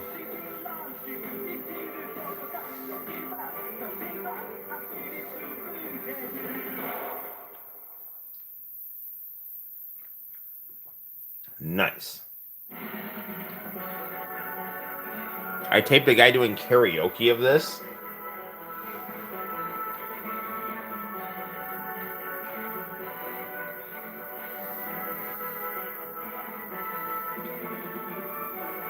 I remember this guy was good, and that's why I taped it.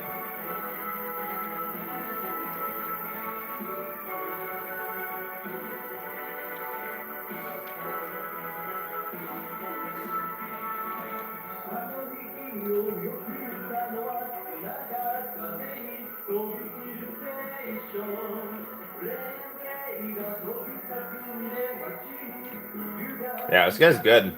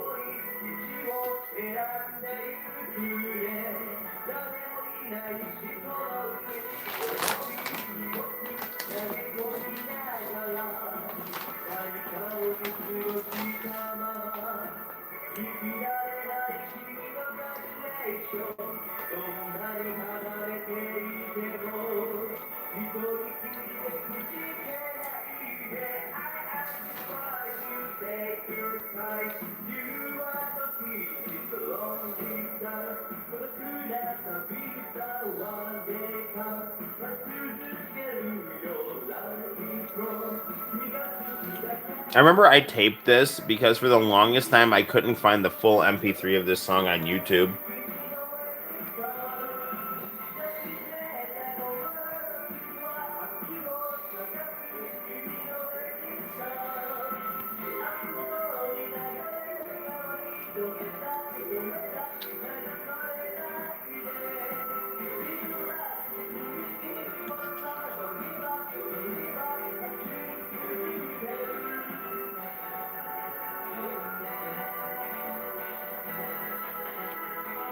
I always like the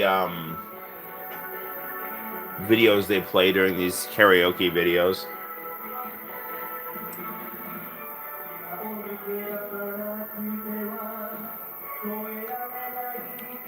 It's something that's broad yet captures the spirit of the song.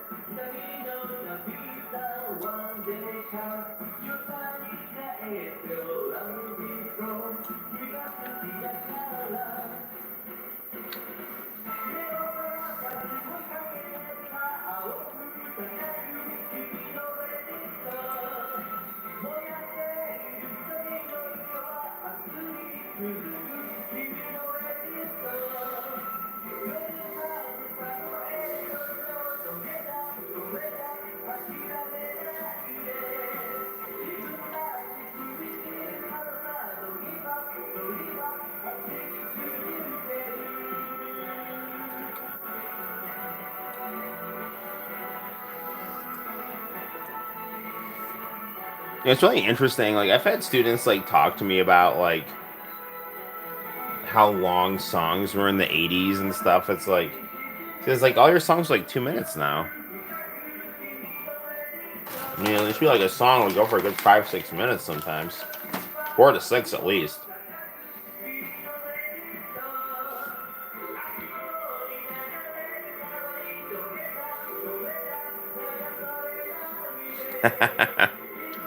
Playing real, My World. I like My World. That was a good song.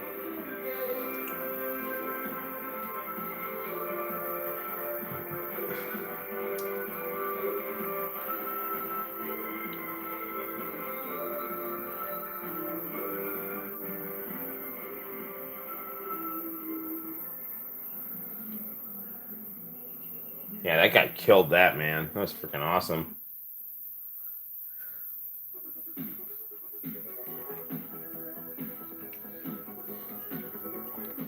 Um,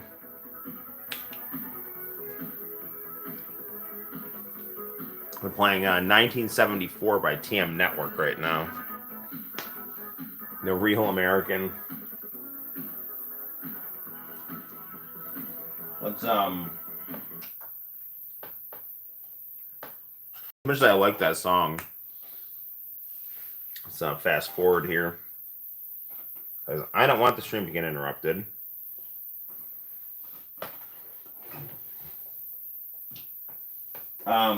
Now the exciting thing here is I'm going to find out if we're going to get in trouble for showing this or not, because this is probably going to be something that you will find unusual and amazing all at the same time.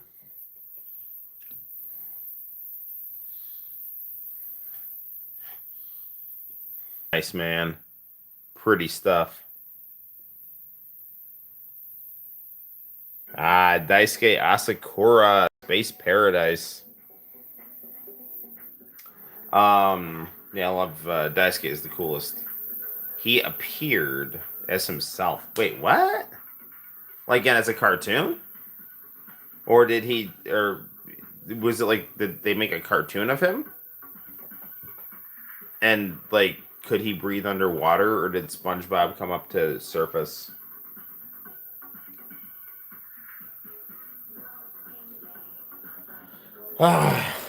Daisuke, I don't know if I'm going to get in trouble for this or not. Like, I mean, Japan has got really weird copyright standards, but Daisuke Asakura is like my favorite producer.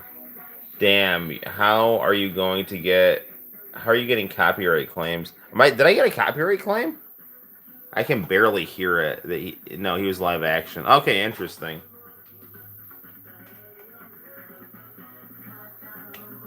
Yeah, I mean, it's not like a strike or anything, but I really like this song. It's a pretty song. And Daisuke's got a lot of I like his over the top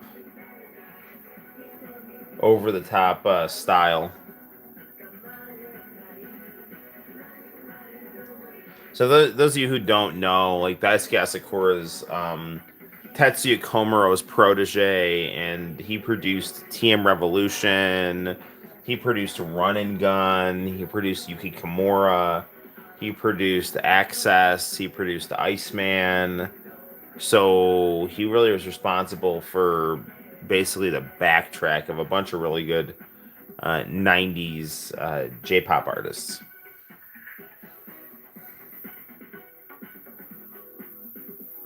I'll message you a clip. Okay, good deal. Cyber Shock. No, that was a Dash and Cash right there.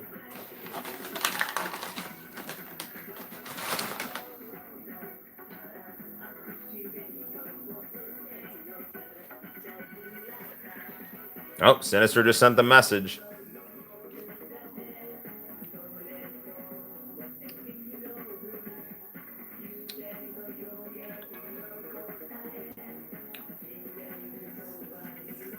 Daisuke always reminded me of Cloud Strife. If he was like a soft keyboard player.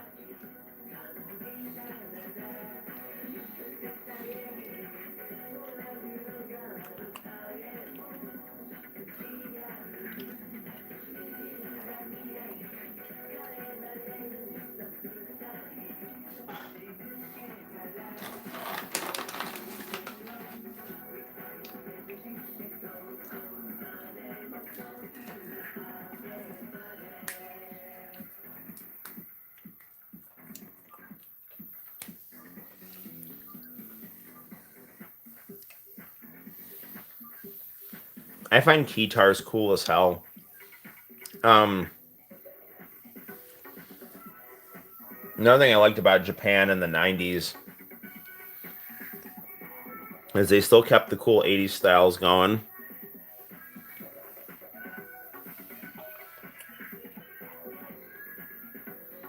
And like that includes playing guitars.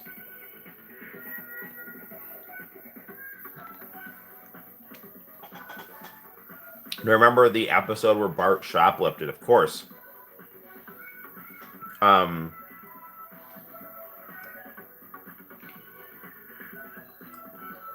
mean, there was like a ton of funny stuff. My favorite part of that episode was the part where like Donkey Kong and Mario and Luigi and Sonic are all telling Bart to steal bones. And then Lee Carvello's like pleading with him not to do it. Your parents buy me Bone Storm or go to hell. The YouTube detection, yes. Episode made me wish that game was real and I could have played. I mean, it's essentially Mortal Kombat Trilogy. I mean, that came out around the same time as Mortal Kombat. The episode came out at the same time as Mortal Kombat Trilogy. And Mortal Kombat Trilogy was like on cartridge on the N64. And like it had Goro, like two Goros fighting in that game. So, I mean, it's obvious. I think it's pretty clear it was like supposed to be like based on Mortal Kombat. Because I was in 7th grade when that episode. Nah, maybe it was a little younger, 6th, 7th grade. But I mean, that was like the game that all the boys wanted. You know, like Mortal Kombat 3 to Trilogy was good stuff.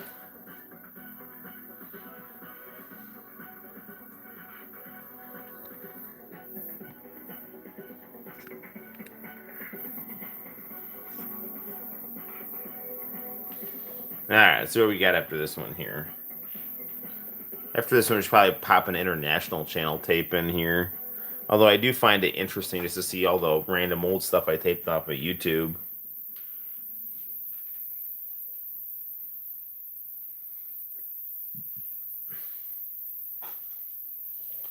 That's another Daisuke song.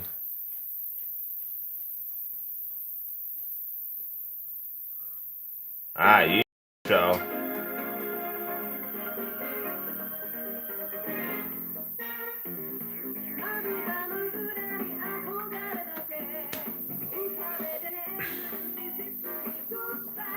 Hopefully I don't get in trouble for this. We've detected copyrighted audio. Dude. He is so cool. I love the artwork on this. I like this ending too here.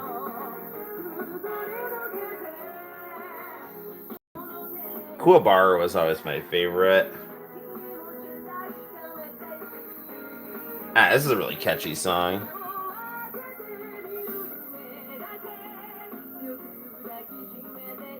Hopefully, we don't get in trouble for playing this. I do know that sometimes when I play anime, my streams get blocked, but this is just like a really catchy, nice Yu Yu Hakusho ending. Yeah, I was like Kuwabara the best because he was just a very straightforward, good guy, sense of justice.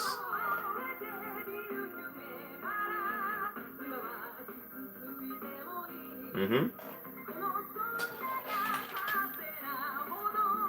Alright, I know Bone Storm was supposed to be Mortal Kombat. That was not Sonic. That was blatantly Mario. Just take it. Take it, take it, take it, take it, take it. Take it! Did Icy do anything for Halloween? No, not really. They only really acknowledged Chinese New Year. Sayonara, bye-bye.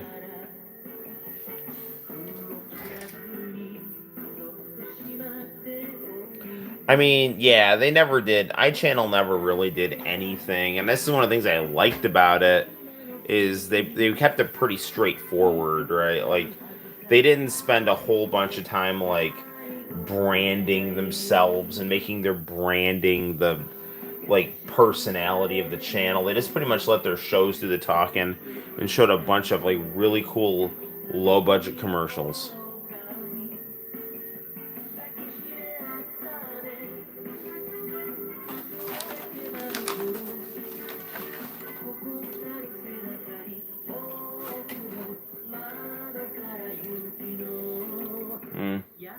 I don't want to get in trouble. See what's going on in the chat. Makes sense. Yeah, I mean, International Channel was like so over the top anyway. It was like every day was Halloween on that channel.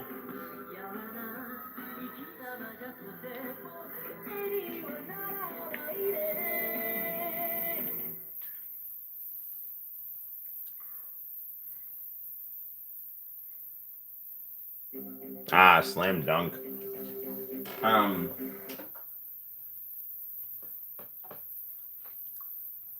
I had the actual Juan song to Slam Dunk on here.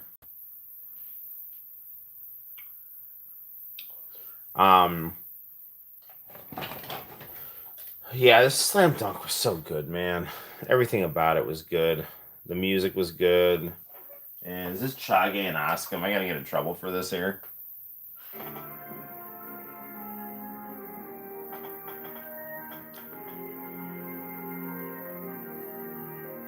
Today, the city of Shadowloot is a shining example of peace for the world. Now, in the past, Chage and Asuka's "There's Something There" has always gotten me in trouble on the internet. It's made it so that I can't upload like certain like game reviews that I've done, you know. So,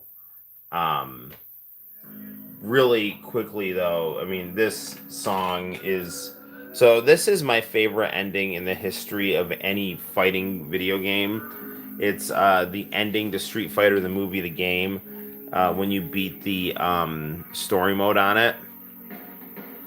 Basically, it just has the kind of like a storyline ending, but then there's this like really awesome music video of the Street Fighter guys at this like 90s rave where Chage and Asuka are performing, and it's like fantastic. And yeah, it's like really, it's just like so good.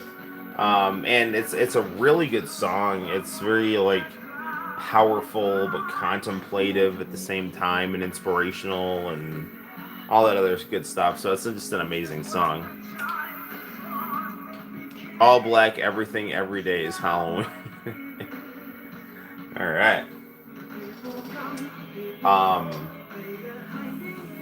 This makes me think of another really funny Simpsons thing where Homer's like trying to help Moe with his girlfriend, so he wants to destroy Moe's car to get the insurance, and he we're just like, why all the black? Because he's gonna go steal a car, and Homer's like, oh, why all the hair? Why anything? Alright, Chage and Asuka, I love you guys, but I don't want to get in trouble here. I do want to show you a little bit more here while I fast forward it. Him imagining Marge yelling, telling him to do it. That was a great episode.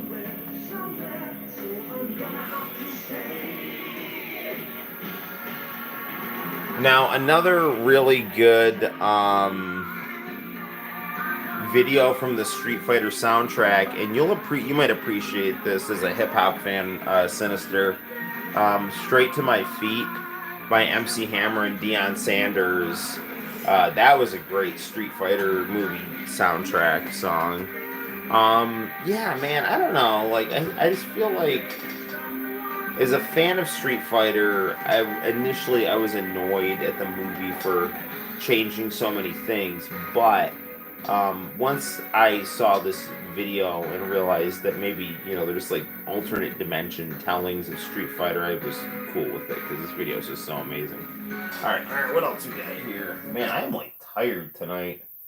This just goes to show when you do a video on rolling off a school night here, or a school day, I should say. Part of it's also I'm not watching International Channel. I'm just going through a tape here. I think Nas has one from... Oh, really? I did not know that. Is that the end of the tape? Did I tape myself playing X-Men? All right, guys. So here we have it. This is, I think, Noel in 2007 or 8 playing X-Men Children of the Atom right here. For some, I have no idea what is going on here. I must have just paused the...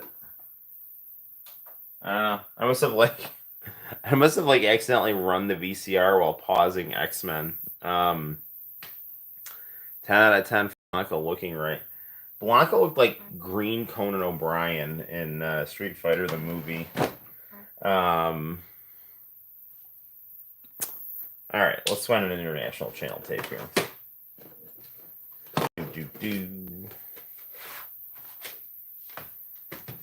That is an old Simpsons tape. We definitely can't show old Simpsons. Oh, you know what? I got something really fun for us to watch here. We're actually going to watch a little bit of a DVD. So, as you know, I am a fan of batshit crazy 80s stuff. And there's nothing more batshit crazy from the 80s than Godfrey Ho and his ninja movies. So, without further ado, I present to you, and there's no way we're getting a copyright claim on this, because this is not copyrighted. There's no possible way this is copyrighted. First of all, it steals music from like all over the world, which I have zero problem with, incidentally, because it's fantastic the way that it's all put together. But this thing is just like the most insane thing ever, and I'm looking for it. Maybe it's in the other shelf right here, because most of my tapes are in this drawer, like Hulk Hogan's The Ultimate Weapon right here. It's all the wonders of Hulk Hogan with hair, and it's good stuff right here. Not too dissimilar to one of my favorite matches, Hogan Savage at Halloween Havoc '96, which was just fantastic. All right, where is that?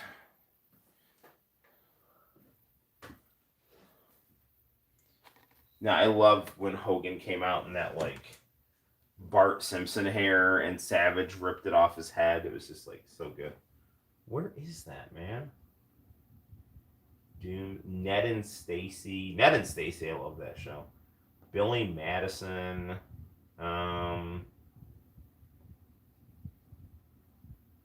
The Devil Wears Prada. Well, that's my wife's movie right there. That's for sure. Freaking hate that movie.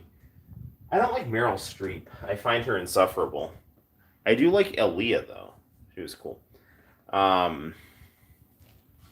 Why is it still saying that they detected copyrighted audio? Like, I'm literally in my living room with nothing on. Notice how Santino put Gambit like just randomly by the TV. I find that nice. All right, where is my DVDs?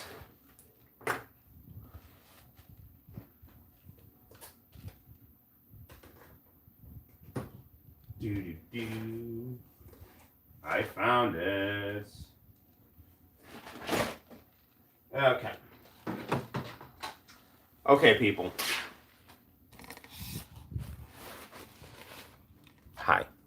So this right here, this is Stuart Smith. He's a ninja. Okay. He was also in one of my all-time favorite movies, Blood Fight. Okay. Now, he was heavily featured in Godfrey Ho ninja movies. What do I have in here? Dude, I found like, okay, this is the DVD, and then there's like, what is this? Bloodsport at Moonwalker Videos and J-Pop and the Wraith. What the hell is this?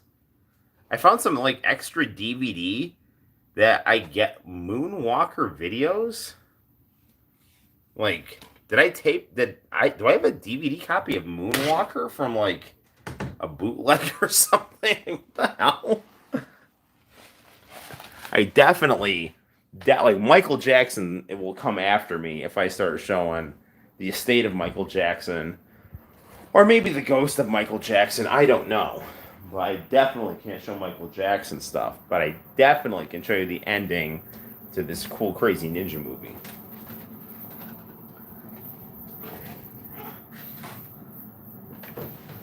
And I do want to check out some international channel too.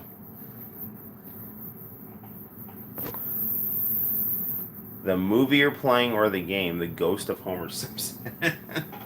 All right. Let us switch to our DVD player.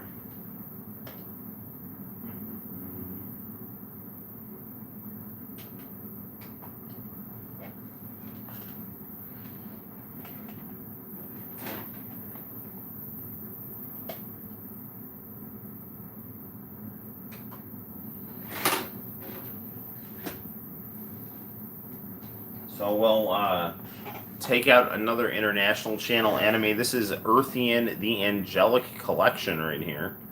All 4 episodes of Earthian right here. And we're going to put this in. And yeah, this is amazing. So if you don't know, so what Godfrey Ho would do is he would take movies that were made and never saw the light of day, and he would take those movies and dub over them, and then insert random cool looking white people in ninja costumes beating the hell out of each other with magic and superpowers. And he took like literally whatever 80s music he felt like taking and spliced it into the fights, and it's just fantastic. So this right here is the DVD. And this Way of the Fox is all well and good, but I mean, we're all here for the good stuff. We're here for Ninja Killer. So, dun. Let's go to the chat here. All right. So, all right. Let's hit play here. We're gonna hop around this a little bit here.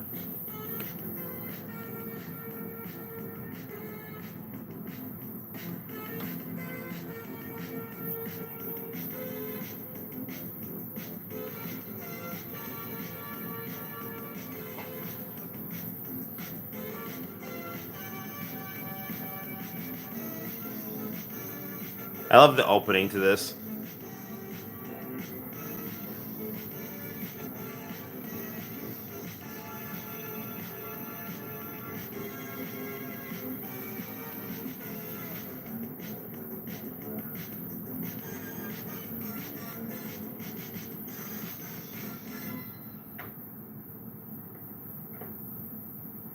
As you can see from this report, our company isn't doing very well. Why do you suppose that is? Yeah, guys, what do you think? The Pacific Corporation is slowly taking over. They already dominate the stock market. I'm afraid, in a couple of years, we could very well be history. We must do something about it. Do you want me to get some of the points? No. I don't want you to do anything stupid. I want that company, if I could make it mine.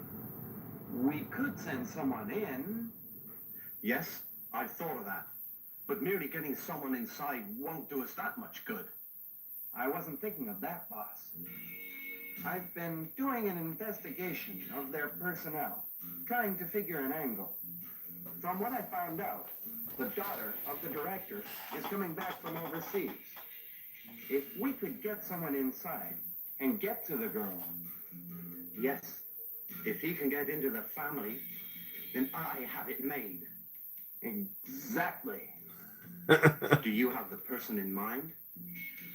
As a matter of fact, I do, boss. Who? Charlie Fong. But he's new. Yes, but he's a natural hard worker. He's also got good looks and charm. It's worth a try, boss.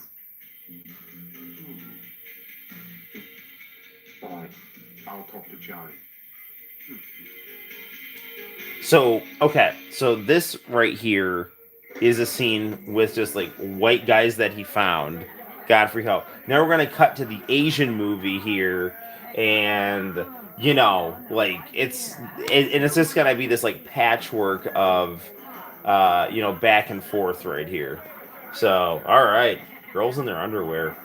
So we don't want to get in trouble here, though. I mean, this isn't like there's nothing like super bad or anything like this here. So all right. So we don't want to show anything inappropriate. Nothing really that inappropriate is happening here. So, but yeah, this movie is amazing here. So sounds like you've got to upload this to your channel. Oh yeah, hell yes. Yeah, there's like I don't think there would be any copyright issue. I don't think. I mean, definitely if I have clips, it should be fine. All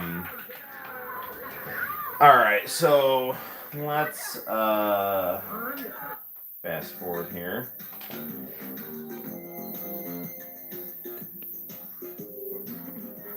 Read that later. You should eat your dinner first. I don't have time to read during the day.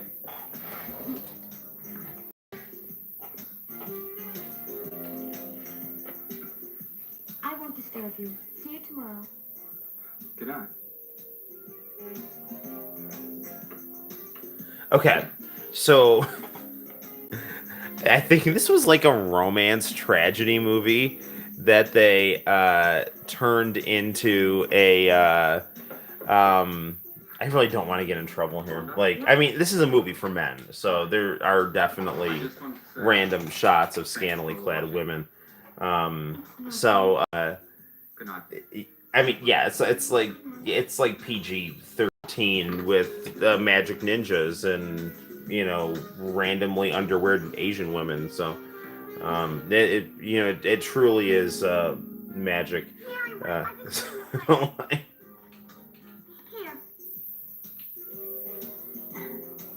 pretty convenient you two staying together, don't you think so? When's the wedding date? What are you talking about? You think too much. He sleeps there, and I sleep over here. There's nothing more to it than that. What are you thinking about? Oh. Okay, so anyway, so this is like a romance tragedy, but they like spliced in these ninjas and made a plot about like taking over a corporation. I don't believe a word of what you're saying. Nobody else would either. You little fox. How could this room keep you apart?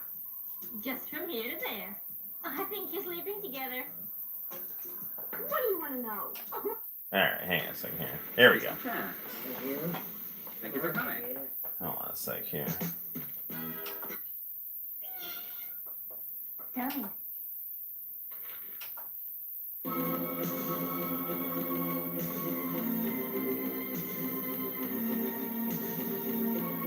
So he cheats on that girl, and then she ends up going psycho.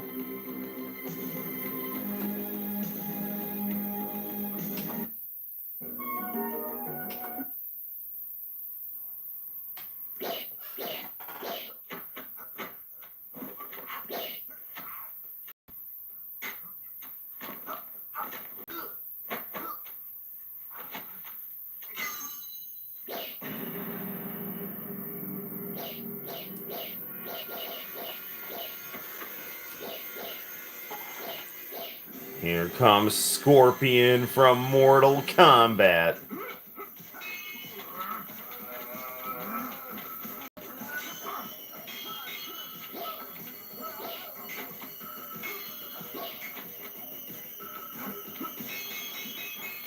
So the guy in the tracksuit is like a cop.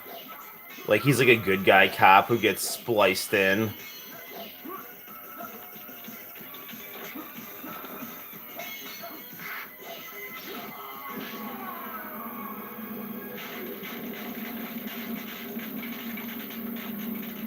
And he's like fighting the evil ninjas, who have incredible style.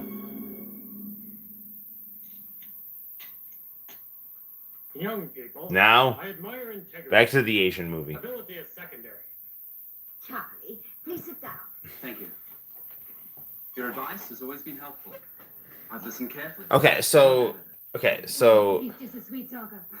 Charlie here, he is going to dump his cute girl roommate for the boss's daughter, and then the girl roommate's gonna go nuts. And so this is all being manipulated, like in this movie, by the guy with the white, just a random dude with a mustache who was the head of the corporation.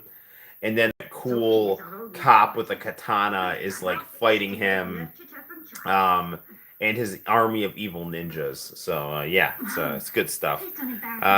This is why we need a Noel After Hours channel. Good night, Sinister. Rest well. You can watch, if you choose to, you can watch the rest of these clips tomorrow, because I think you may very well appreciate the exciting climax of this movie. So And little money. I'm very grateful you consider me worthy. I have only a loving heart and nothing more. Sophie is used to luxury. I shall give her all I can. I have respect for you. Blake, you're finished now. Your plan backfired. It's the end for you. The cops were looking all over for you. But I'm gonna find you first. And I'm gonna deal with you. You're not gonna escape this time. No way. Not ever.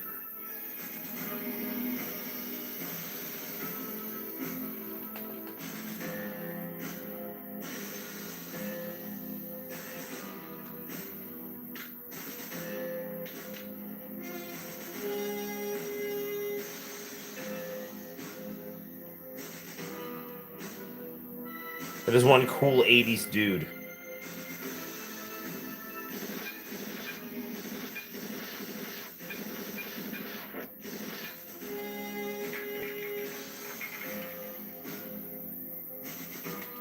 Notice he spared the Sprite can.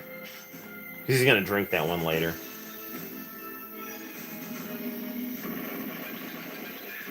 I guess not.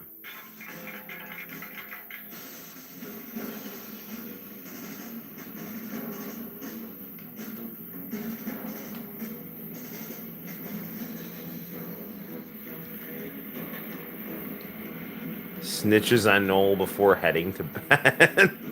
Wait, what? I have nothing worth snitching over.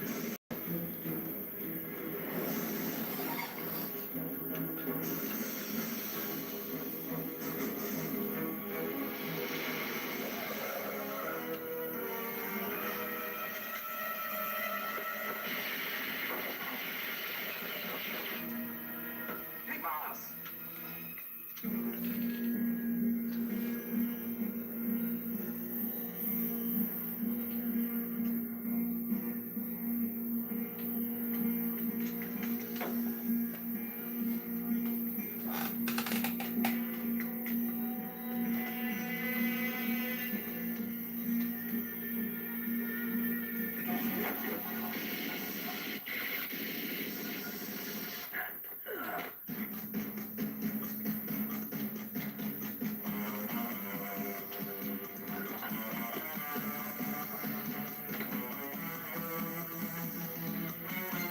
Man, this really makes me want to go out and buy a pair of yellow pants.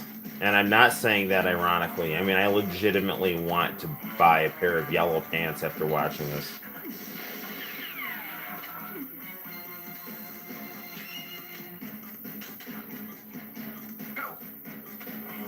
I also like how the bad guys in this movie are actually really friendly to each other. Like, hey, boss. Like, hey, how's it going, man? All right, we really have to kill those people. I know. See you at the Christmas party.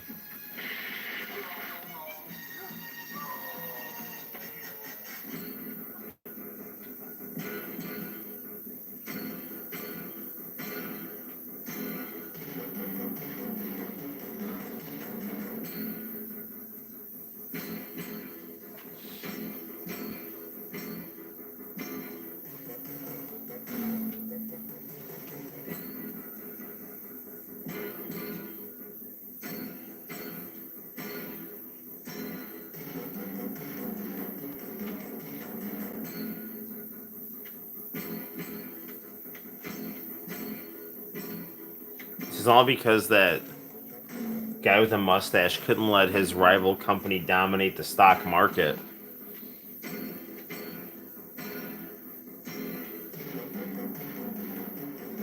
They better not make me cut this out of the live stream.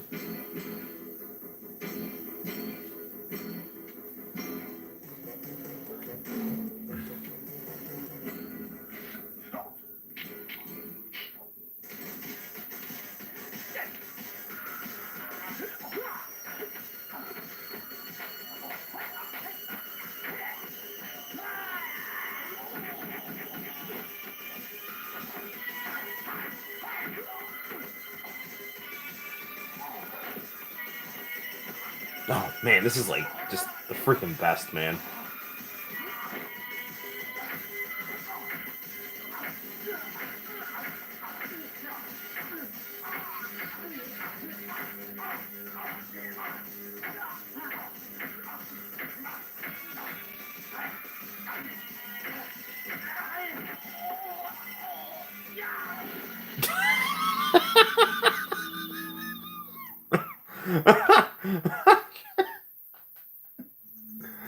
Oh my gosh. That's like the best thing ever. He gets his head caught in a tree, and as he gets his neck broken, before the thing hits, it says the end. And it's just, I mean, that's like, it's literally the most fantastic way to end a movie I've ever seen. There's no falling action. It's just like, it ends on a high note, and that's exactly how it should be. And it's just fantastic. So, joke about snitching. This whole channel is a great example of people keeping their mouths shut and not snitching. Not kidding about leaving though. All right. Well, Sinister, good night, my friend, and thank you for stopping by. Yeah. Oh my gosh. All right. I actually have another one of these movies. Now, hopefully, I don't get in trouble because this one does have a little bit of foul language. Nothing like inappropriate, but there are some F-bombs that are thrown. So, just viewer discretion is advised. This right here is Ninja Destroyer. I want to say I showed this on a very early live stream of mine. And this actually has no copyright on the back of it. If you look, it says, you think it says copyright 1999, but in fact, there's an @ sign. That's not a C with a circle on it. It literally is an @ sign. And you know what? It literally comes on a blank tape. I bought this at the drugstore down the street. It has this thing on the bottom that says like title. Like there's so what I used to do is I used to go to Eckerd's drugstore in like 2003, 2004, and I would buy these like Kung Fu movie tapes and DVDs. This was the one that looked the most insane. I also bought a Thomas Dolby VHS tape filled with his music videos. These tapes were like 99 cents back in like 2004. Okay. Also, what I'd do is I would go and buy cassette tapes like Belinda Carlisle and this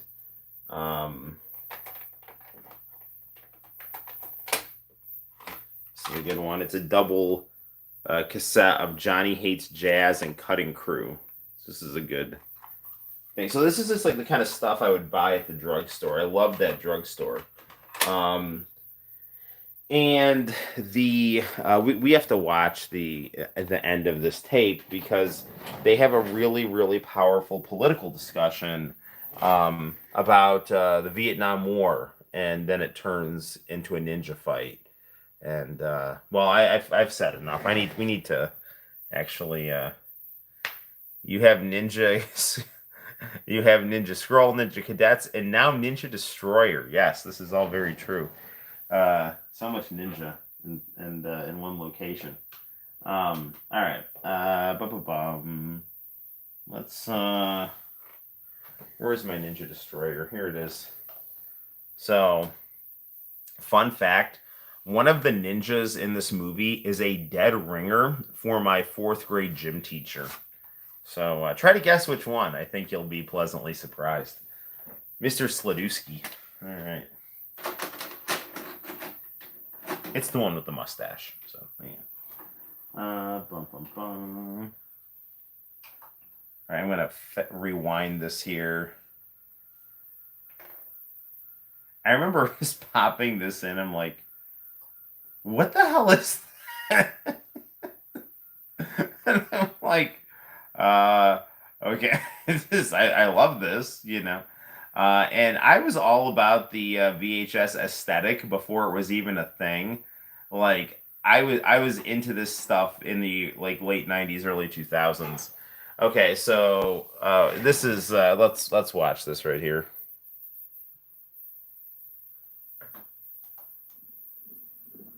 Julie, let's go home now, huh?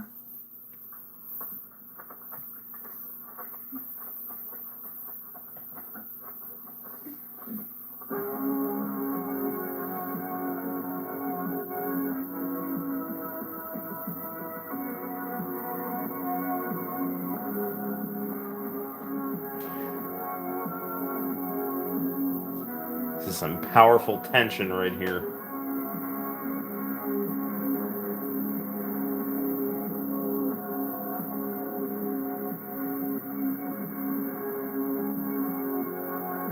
I actually really do like some of these face angles that he's getting here.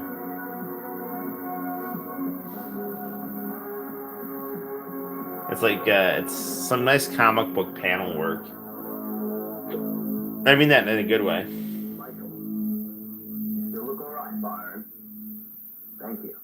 You look all right, too. But you changed completely. It's not your business. I don't need your approval. My mission is to stop you. Get out of here now. It's only going to have a bad end. No. You're coming back for the court-martial. Daniel court-martial. I'm such an asshole. I won't stop until I stop you. Let's make a deal. I'll up you $1 million. $1 million won't bring back 1 million people's lives. You kill my men too. Michael, if you don't stop, you'll be dead. You stupid fool. So noble. Oh, dead heroes. I'm not a hero. I'm a soldier. We were both changed by that damn war. I'm ashamed of the fuck up in Vietnam. That's not our problem now. That's politics. Fuck the politicians. I'm no longer a soldier. You're a fucking Rambo either. Stop twisting the truth. I'm not trying to be a Rambo. I'm a soldier. And so were you. But you're fighting me. We should be fighting together. We're not on the same side anymore. A contest is the only way to solve our conflict. To the death, then. All right. Well, once you say it's to the death, it's to the death. Here we go. Now you can see where Naruto got all of his ideas from.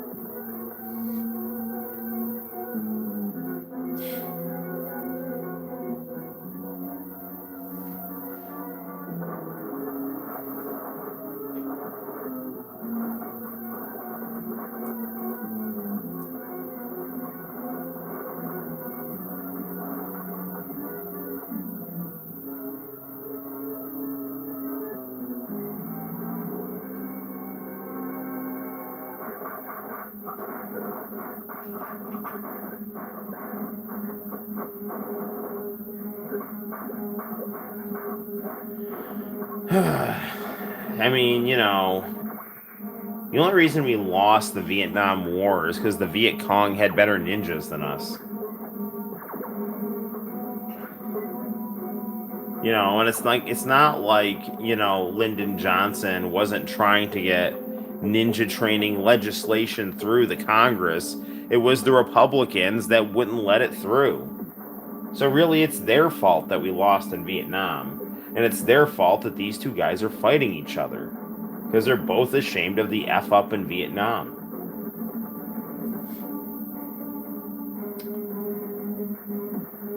I mean, listen, that crossbow didn't come from government funding. He had to learn how to magic that up with his ninja powers.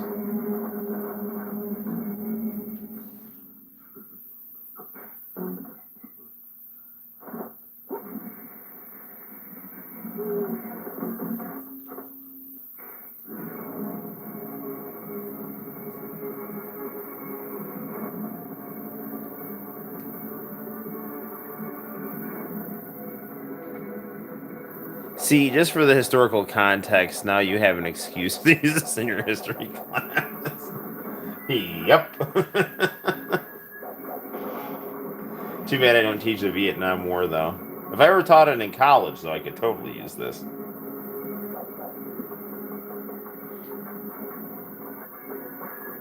Yeah, it's gonna be the end of Mr. Red right there. I love this shot right here. It's really cool. How they use the glare off the sword on his eyes with that, like, really, like, intense look after he kills his opponent.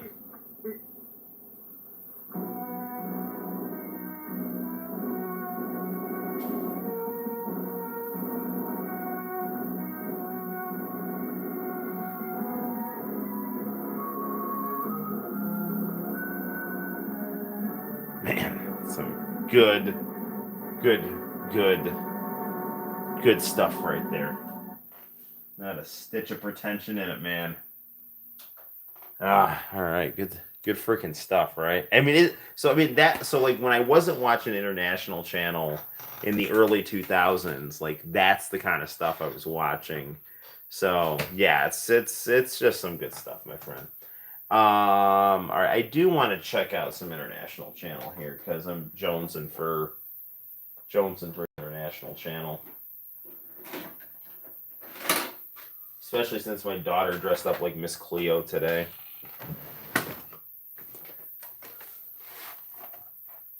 Again,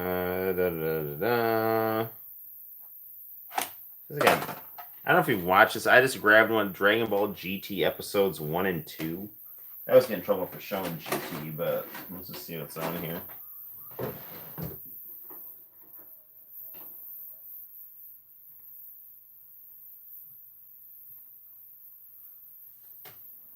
Bum, bum, bum, bum.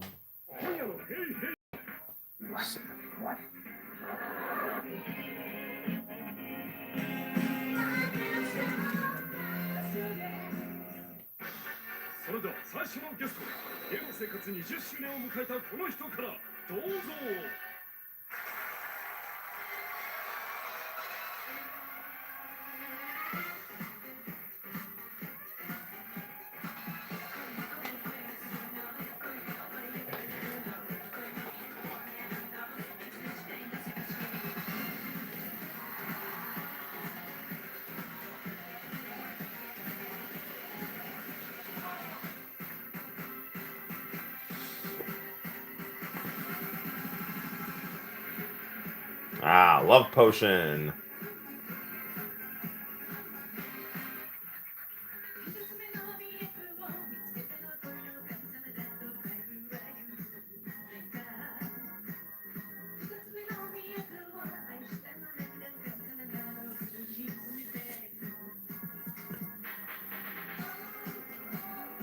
Oh, this is the remix of Genie in a Bottle.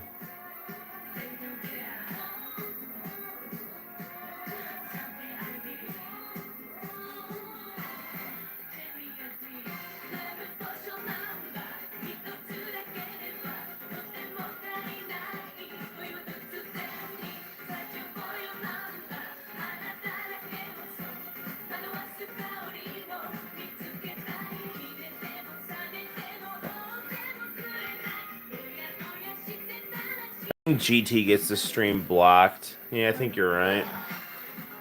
Which is so weird, because Z doesn't. And GT is so much less popular than Z. You figure they would want any exposure they could get.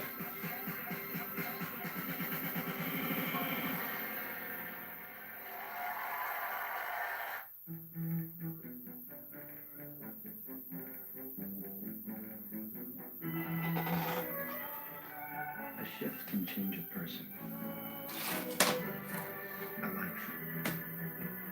The world. I always found these car commercials kind of You move through it.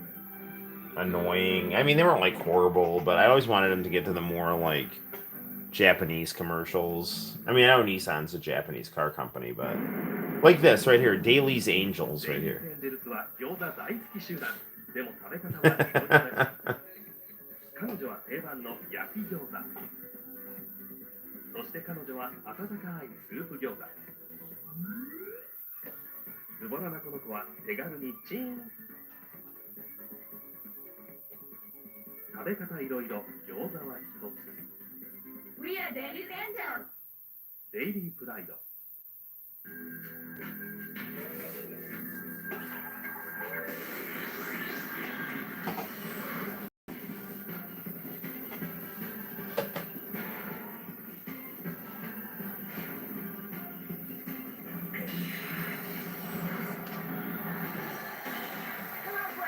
Britney Spears. Now Britney Spears introducing the most dangerous pair in the world to you. But don't be overprotective. Sometimes they're very gentle. Oh, could we save you one more time? Please watch out for them. I gotta upload this to my channel. I don't think I have her opening on it. I have the clip of her on Hey Hey Hey, but I don't think I have her actual opening.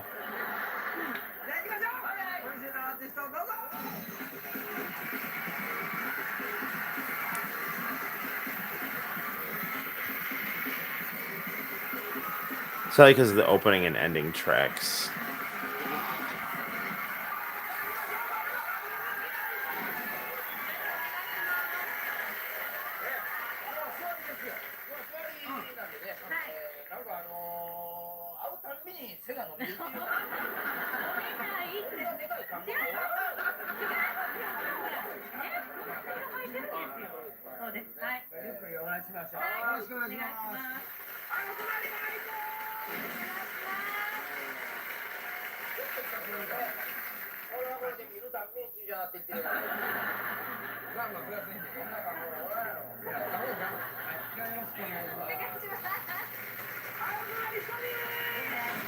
It's the Candy Girl.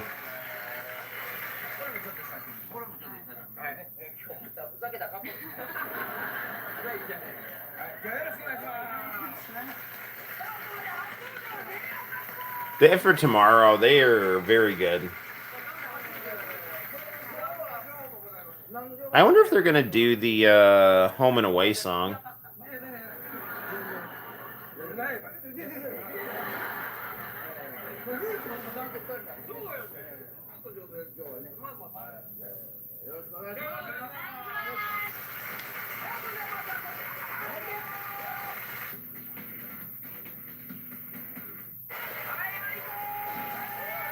It's the Downtown TV show. This is a Lake Ico. We're gonna fast forward to some of the music here.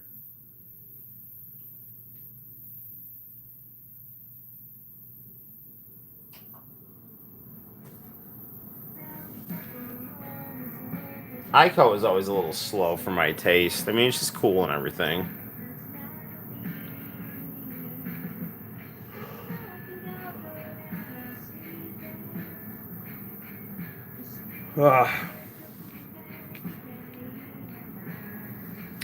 Man, nothing wakes me up like some international channel tape.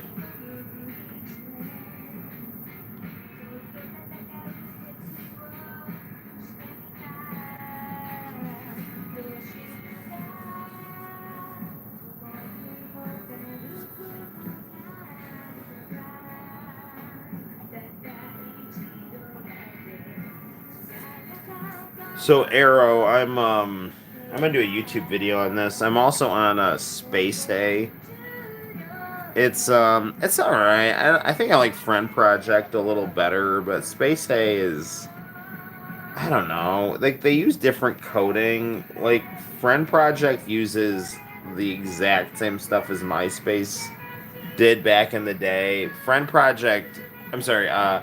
Space Hay uses, I think, stuff that is a little more mobile friendly, but it still is the same idea. And a lot of the stuff does work from the old MySpace pages, um, but not so much the structure of your profile. But but like the HTML graphics will work. So I don't know. I have a really cool like animated Sailor Moon wallpaper on my Space Hay, and then I have like a bunch of my own pictures to like make up the wall, to make up the page. Um, but I notice I'm not seeing any photo album option on Space Hay, which is kind of dumb, you know. But I mean, it's a cool. I mean, if you want to have like a wall to express yourself and make friends, you know, that's cool. So I'm on Space Hay, so if you're interested in joining that, if you're into the aesthetics of MySpace, go for it. I feel like I've only ever used Friend Project as a means of communicating with you, not with anyone else on the site.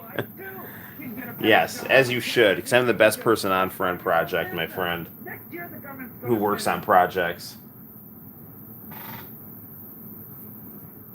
What's up with this tape?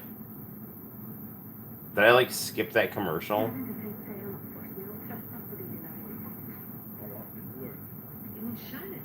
OP7 in Swedish.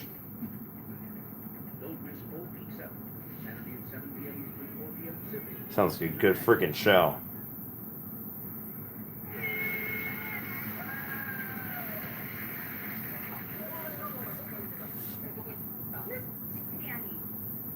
Man, I really do like Candy Girl. He told me the best.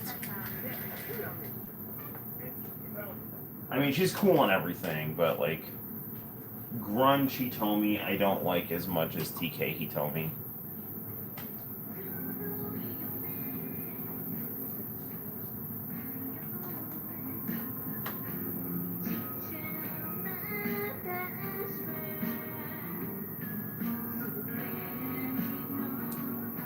I mean, this he told me can apparently shoot glitter out of her fingers.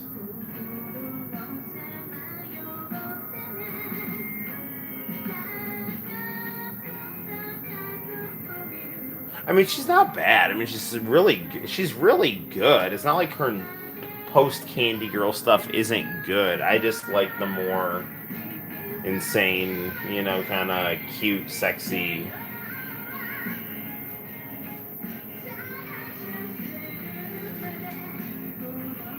Here she's like, you know, trying to be a little more acousticy and, you know, writing song lyrics about emotion and stuff like that.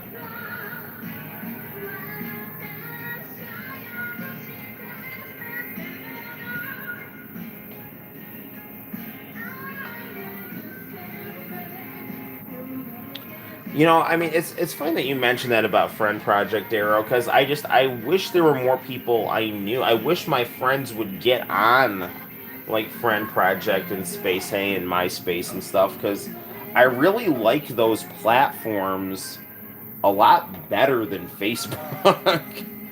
I mean, and pretty much Instagram too. I mean, Instagram's like cool because you can just like scroll through pictures and it's very visual, but in terms of like being able to express yourself, like that was kind of the whole thing about MySpace back in the day, was being able to make your wall on like make decorate your digital wall, you know, to express yourself.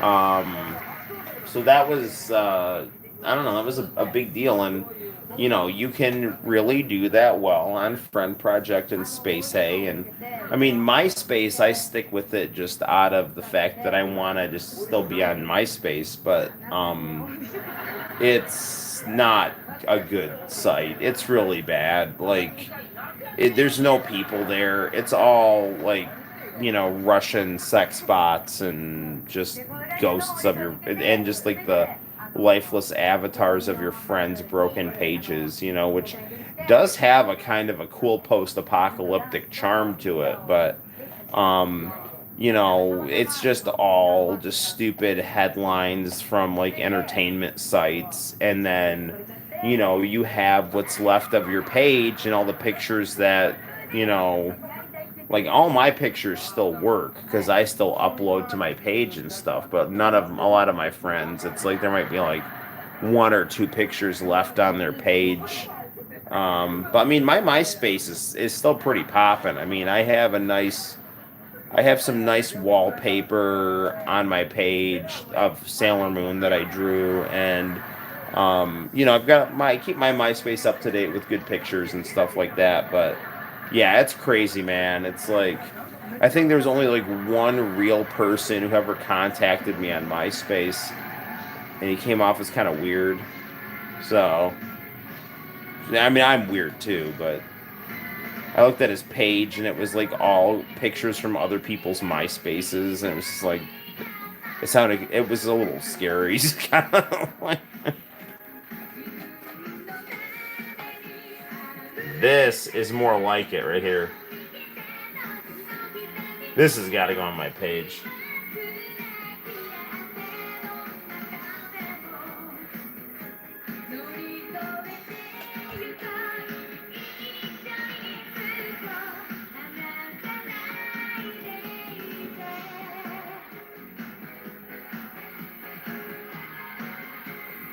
The convenience of Facebook for a lot of people makes it a lot more convenient. Personally, I'm not fond of social media, but I'm not going to tell people what to do. Yes. I mean, social media is fun for self-expression and relaxation and hanging with your friends and stuff, communicating with your friends, but um once it became political, it was over. I mean, it just because it took people a while, I think, to realize that you're never going to change anything on social media ever, because there's no human relation there that would involve, you know, a one-on-one conversation with empathy and compromise. You're literally like nowhere near each other, and you're just going to dig your heels in deeper and deeper and deeper, and it's just going to become annoying.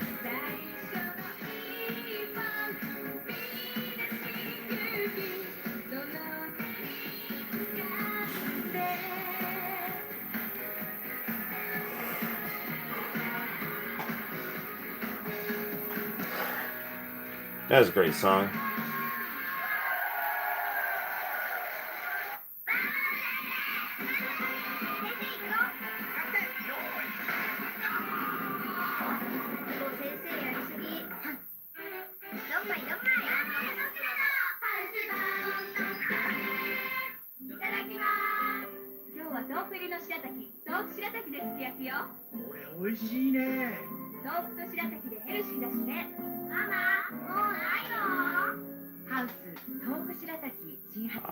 House. And JTB. No, JFC. JTB is the one with the girls who speak English. These always have the nice relaxing sushi commercials.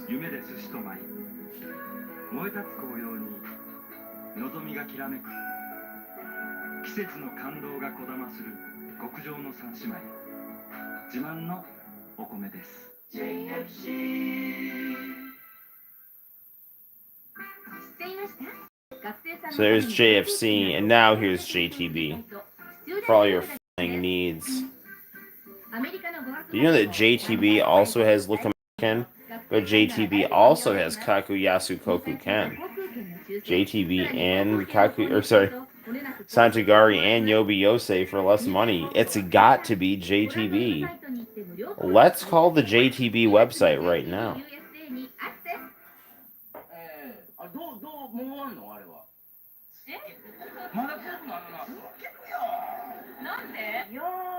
Alright, let's see what Eliza Mizuki's gonna sing right here. Probably wrap things up pretty soon. It's getting late.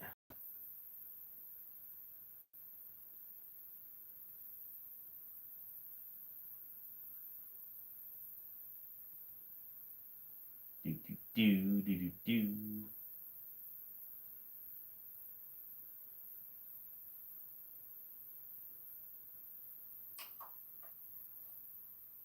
とか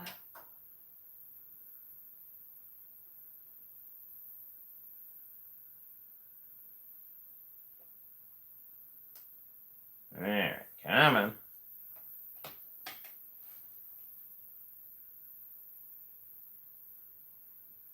Wow, this is a long interview. Although, no, she did her performance at the start of the show, so there is no. I forgot they started doing that at the end of Hey Hey Hey. Like they'd show a performance like early, and then they'd do an interview. I do remember that format shift. The website is still up and kicking. What website? JTB USA.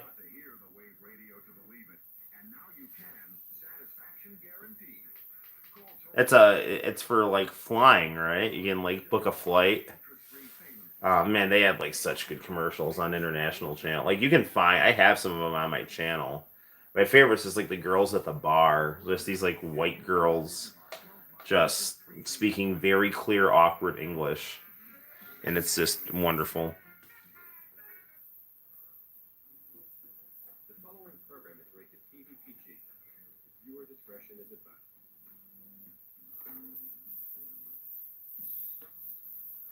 In Argentina, the birthday child receives a pull on the earlobe for each year they have been alive. All right, good deal.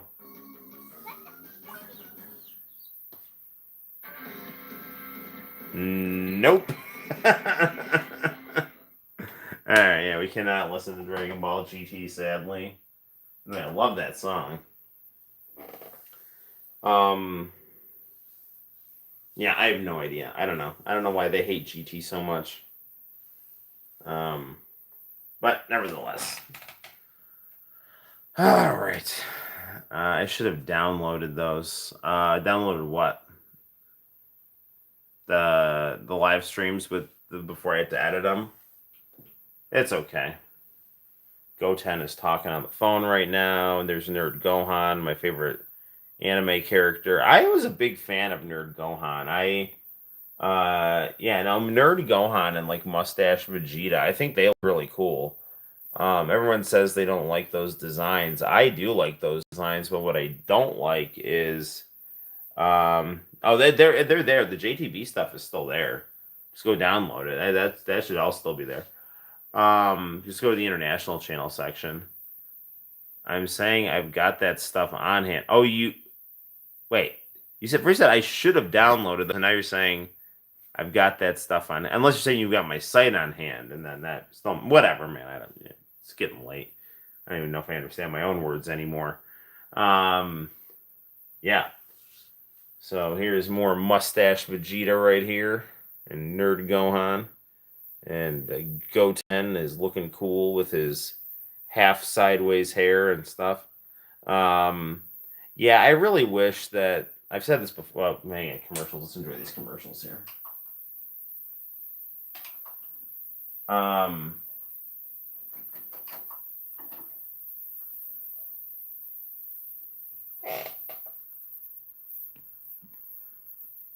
am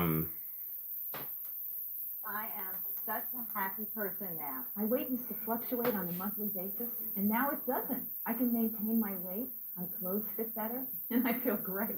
Don't suffer with PMS or menopause. Hormonal replacement therapy could be risky, but now you can get New Life Formula for Women at a free sample of All right, ladies. for only $19.95. But wait, call now and we'll get Formula for Women at $20. I can't remember what I was talking about, but that's a $50 value, all for only $19.95. We guarantee you'll lose weight and feel better than ever before with our New Life system or your money back. With one simple phone call, Dragon Balls. Oh yeah, no, Goten should have. I always say this: Goten and Bra, not Pan and Trunks. That would have made GT awesome. Remember, this is a $50 value for only $19. If they had done that, the GT would have been a fan favorite. Trunks and Pan had like no chemistry and it was just awkward. Because like, you know, the whole like Pan is like nothing like Bulma, you know, it's like there's no sex appeal there, you know, like, and the whole kind of fun with Dragon Ball was like sexy girl, cute kid, doofy guy, and an anthropomorphic pig. Like, I mean, come on, writes itself.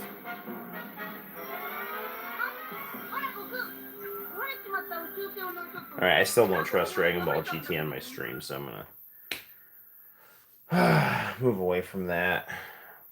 Yeah, and I mean, I don't dislike Trunks and Pan as characters, for sure. I mean, you know, like, they're cool and everything, but it's not. They would have, I think, been. It would have been a lot better if it was the other way around.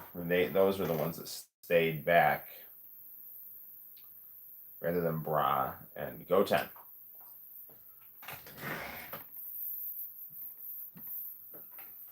Speaker technology to deliver rich, room-filling sound from a small, simple-to-use system. With built-in CD player, AM/FM tuner, and handy remote, you just plug it in and enjoy clear, lifelike sound. Order right now. Ugh, I have giant speakers and they don't work. Because my receiver keeps saying protect on it. And I don't know if I'm like connecting things right or wrong. I'm pretty sure I'm connecting them right. The receiver's just not working, but we'll see. Call this 800 number to order right now, and Bose will waive shipping charges. Be sure to ask about our interest-free installment plan. And enjoy big, bold sound from one small music system, the Acoustic Wave music system. Alright, what do I got next on this tape here? The following program My guess is viewer discretion is advised. Tyler, Votoms, or Slayers. If it's Slayers, we gotta turn the camera because, you know, Slayers and Lost Universe and all that stuff. Yeah. I do love this opening, but we can't listen to it. I don't think so.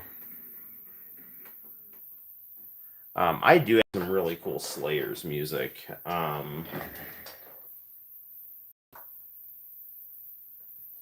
actually should get the Slayers RPG for my Super Famicom.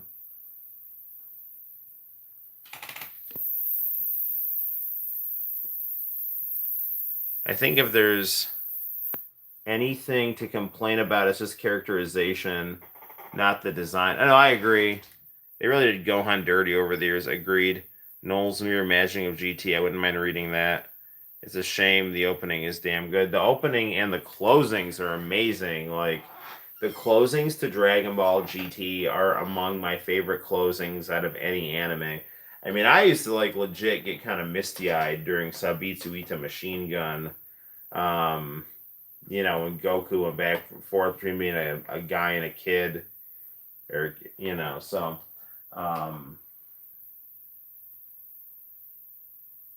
I see a pretty girl in a blazer. So we're going to watch this commercial here. I have no idea what it's for. I would love to do a GT Dojinshi, just doing my own thing. I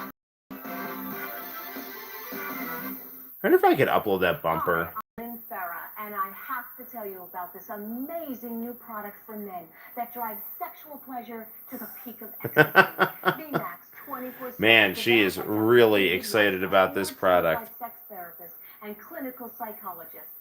VMAX 24/7 increases your sex drive and ramps up sexual vitality and gives the word sex. All right, it is absolutely Noel after hours at this stage in the game. Love what it's doing for them, and it works almost immediately. VMAX 24/7 is all natural, has no known side effects, and it's finally available without a prescription.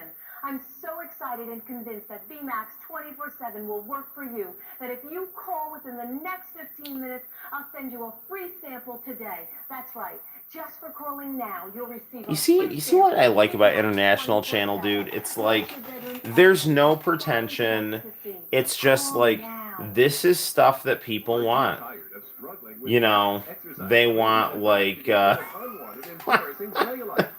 they don't want embarrassing cellulite, and they want sexy European body cream to get rid of your cellulite, and they want your sex drive pills, and they want your, like, you know, cooking equipment and hair removal equipment, and your Bose speakers, and it's all there, man. You know, go live in utopia. There's no, like, you should think this way, you should think that way, let me manipulate you to think this way. It's just fun products and cool anime, and there you go. He asked if I had done something different because he noticed that my legs looked so much better than they had before. In the morning, I measured my thighs, and I lost 2 inches in 24 hours. My skin was smoother. I'm amazed, and I have to tell you, I'm totally thrilled. Use inches off on your thighs, hips, stomach, arms, anywhere on your body. Wait, what? Are they just like telling girls to wrap themselves in Reynolds wrap? Like, like, what is this? Wait, I don't understand. Is this cream you're supposed to put on Reynolds wrap and then wrap around you? Like, what is this doing? I mean, I get if it's just like lotion to put on you, but why do they keep showing like girls wrapping themselves in Reynolds wrap? You're welcome, by the way, for that shot. So. Don't pay those high department store prices. Call 1-800-420-2000. Yeah, dude, what is this? Price of just $29.99 plus shipping and handling. And if you call now, you'll receive an additional 30-day supply of the incredible Inches Off. I meant Slayers, but GT is good too. Oh yeah, Slayer's music was amazing, and the bumpers were great too. All right, now you got to upload that commercial on your channel, on the Noel After Hours channel. I wonder what percentage of these products actually do anything. I'm sure none, but it doesn't really matter. It's the quest. That's the real point. That's right there. I feel like these have to be snake oil. Yeah, of course, but that's still. What is this? The fan service on the Noel channel. Yeah, well, you know, that's another reason why I like International Channel is the fan service on the awesome, pretension-free commercials right there. It's like, yeah, it's good stuff. The sexy, caring blonde and the blazer, and then the girls in bikinis who are just randomly wrapping their legs in Reynolds wrap to get rid of that apparent cellulite that I don't even know what they're talking about, but apparently it's there. So, all right. Sadly, we have to fast forward through the Slayers because this is apparently what always nails me and Kenny Lauderdale. So, yeah. I'm seeing Kenny's uploading a lot of stuff to his other page, so I have no idea what's going on with him. So, I mean, he's top tier, so. Guy Jillionaire, I mean, he's my favorite, and he's always very friendly. He talks all the time. I mean, I've had, like, Facebook conversations with Guy Jillionaire. He actually just uploaded a video on 8-Bit Sonic. There's more GT on here. Why do I have GT taped right after Slayers? Unless I... That's so weird. That I... It looks like I taped the... I have the first episode of Dragon Ball GT somehow retaped on this tape. I wonder if I just threw... I don't know. That's so weird. I wonder why I would have taped that again, unless they reran Dragon Ball GT on, like, early in the morning. Like, because they would sometimes rerun GT. They would rerun Dragon Ball at, like, 1 in the morning. So it's possible that this is the GT rerun and I taped it.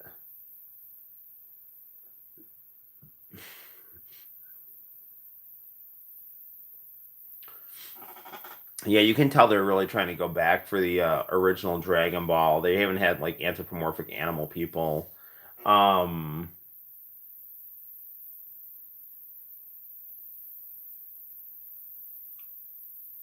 Yeah, no, I don't know. I mean, you know, I remember, like, seeing a YouTube video where people saying, like, another reason GT doesn't work is it's not lighthearted enough. You know what I'm saying? It's like... the world's going to blow up. That's kind of like the undercurrent. So it doesn't really lend itself to a carefree. This looks like Cartoon Network Dragon Ball Z.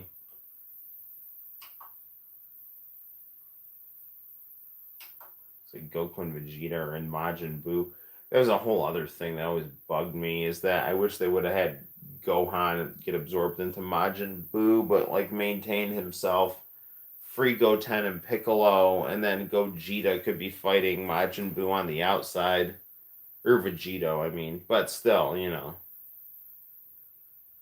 Alright. I mean, I think we've gotten a lot of what we...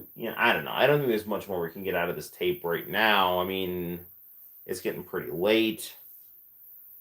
But I'm kind of dying to see what's after this episode of Dragon Ball on this tape, too.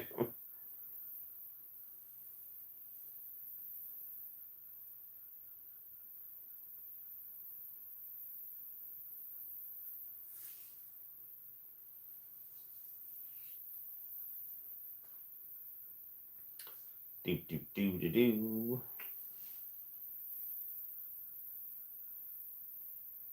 Yeah, the ending of Dragon Ball was so disappointing.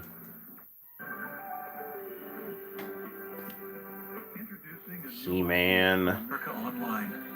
New America Online 8.0.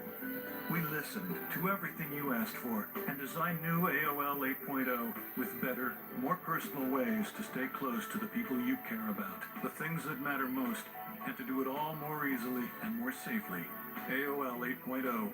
It's not just a new version, it's a whole new vision. Welcome. Alright. You've got mail.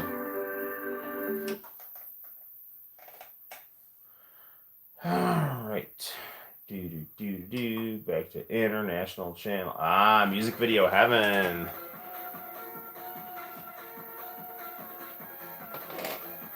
There's another thing I gotta upload on the channel here.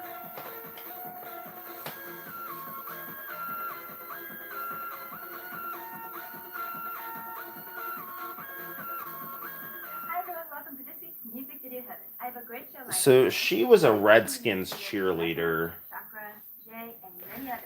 So don't go anywhere, I'll be right back. I touch your lips and all at once the spark of flame. Those devils that let go. Oh, I see the danger still. Flame so high. I know I must surrender to your kiss so fine. I am pretty... Tonight I'm going to start off the show by playing you Lekka's Love Valentine. This was a request from Laura. Hi, my name is Laura, and I recently started watching your show because I wanted to hear a big variety of K-pop. One video I saw was Love Valentine by Lekka. I really loved it.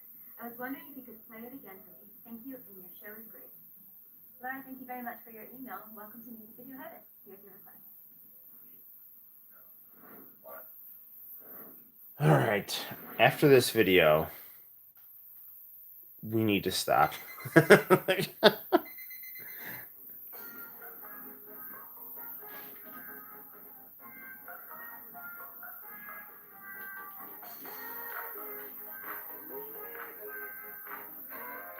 K-pop is always pretty good. It's always pretty forgiving. Oh, dude, I gotta upload this song.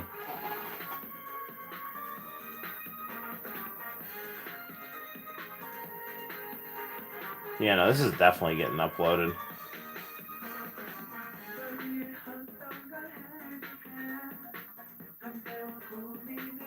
It's always nice when you have a K-pop song that's not just like miserable and sad, you know what I'm saying?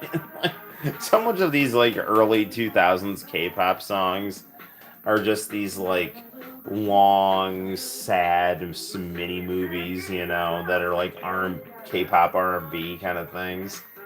This is my style here.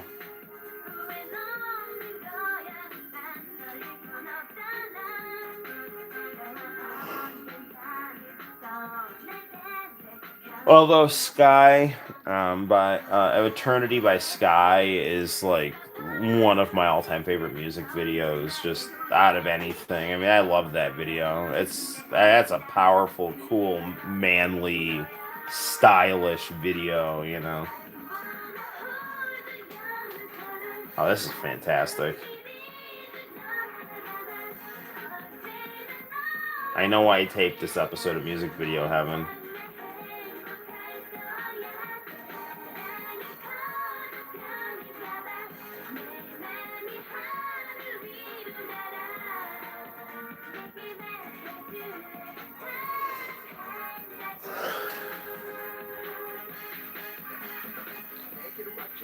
I say a lot of these because I'm sure some of those have gotten used of the Fuzuoku 9000. AOL, is that even still a thing? I have no idea. After this video, we need to stop. And then you start to see the sunrise. It's this particular tone that I think of when I think of early 2000s K-pop. Yeah, it's really nice.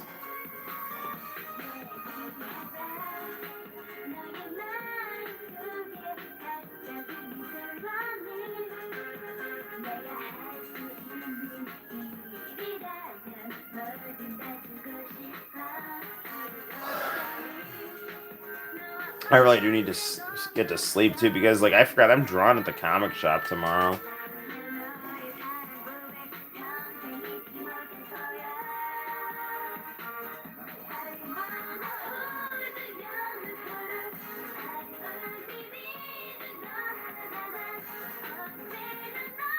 Nah, I absolutely have to get this on my channel.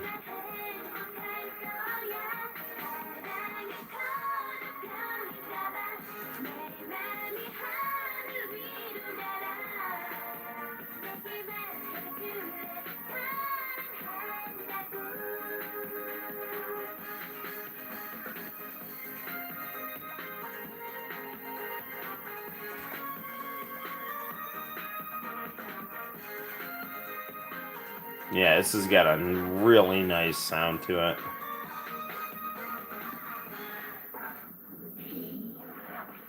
That was Love Valentine by Lekka. This next music video is from a famous all-male group called G.O.D. We haven't gotten a lot of requests for them, probably because they halted all activity just to work on... So I must have taped over... man, I must have just, like, taped that video because I liked it so much. I'm sorry, I must have taped the video because I liked it so much, and then to save space... What did I tape here? Is this El Hazard?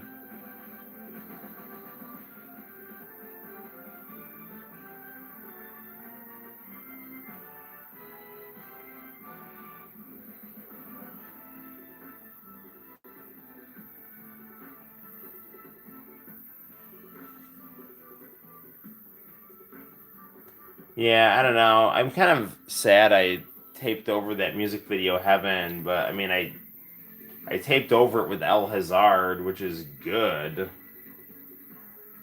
So, yeah, I don't know. Is this the original El Hazard? I think this is the original El Hazard. Or is this... I don't know. I can't remember the opening to the original El Hazard. Yeah, maybe it is. Because it's not... I think this is the original El Hazard. So actually, if that is the case, I mean, I'm happy I taped over music video Heaven, but I'm happy I taped this episode of El Hazard. The important thing also is that I taped that music video, that Love Valentine by Lekka. Yeah, this is the OG El Hazard. No, El Hazard Magnificent World 2. The Wrangling Adventures of the Slayers. A chance encounter with bandits leaves Lena, the teenage sorceress, and Guri, the dashing swordsman, with a relic that will revive an ancient... So it's not the OG Alhazard. Then I am a little disappointed, because that was... I remember that not being that great. They vow to stop his reign of evil and protect the people of their... Don't miss The Slayers, up next on International Channel.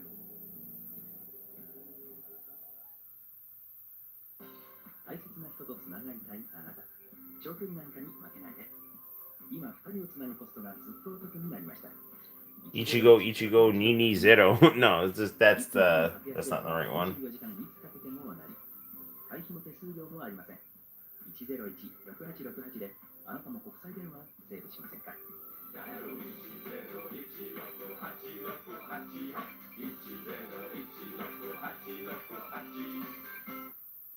I've got to tell you, a few weeks ago, I saw the white metal detector ad on TV.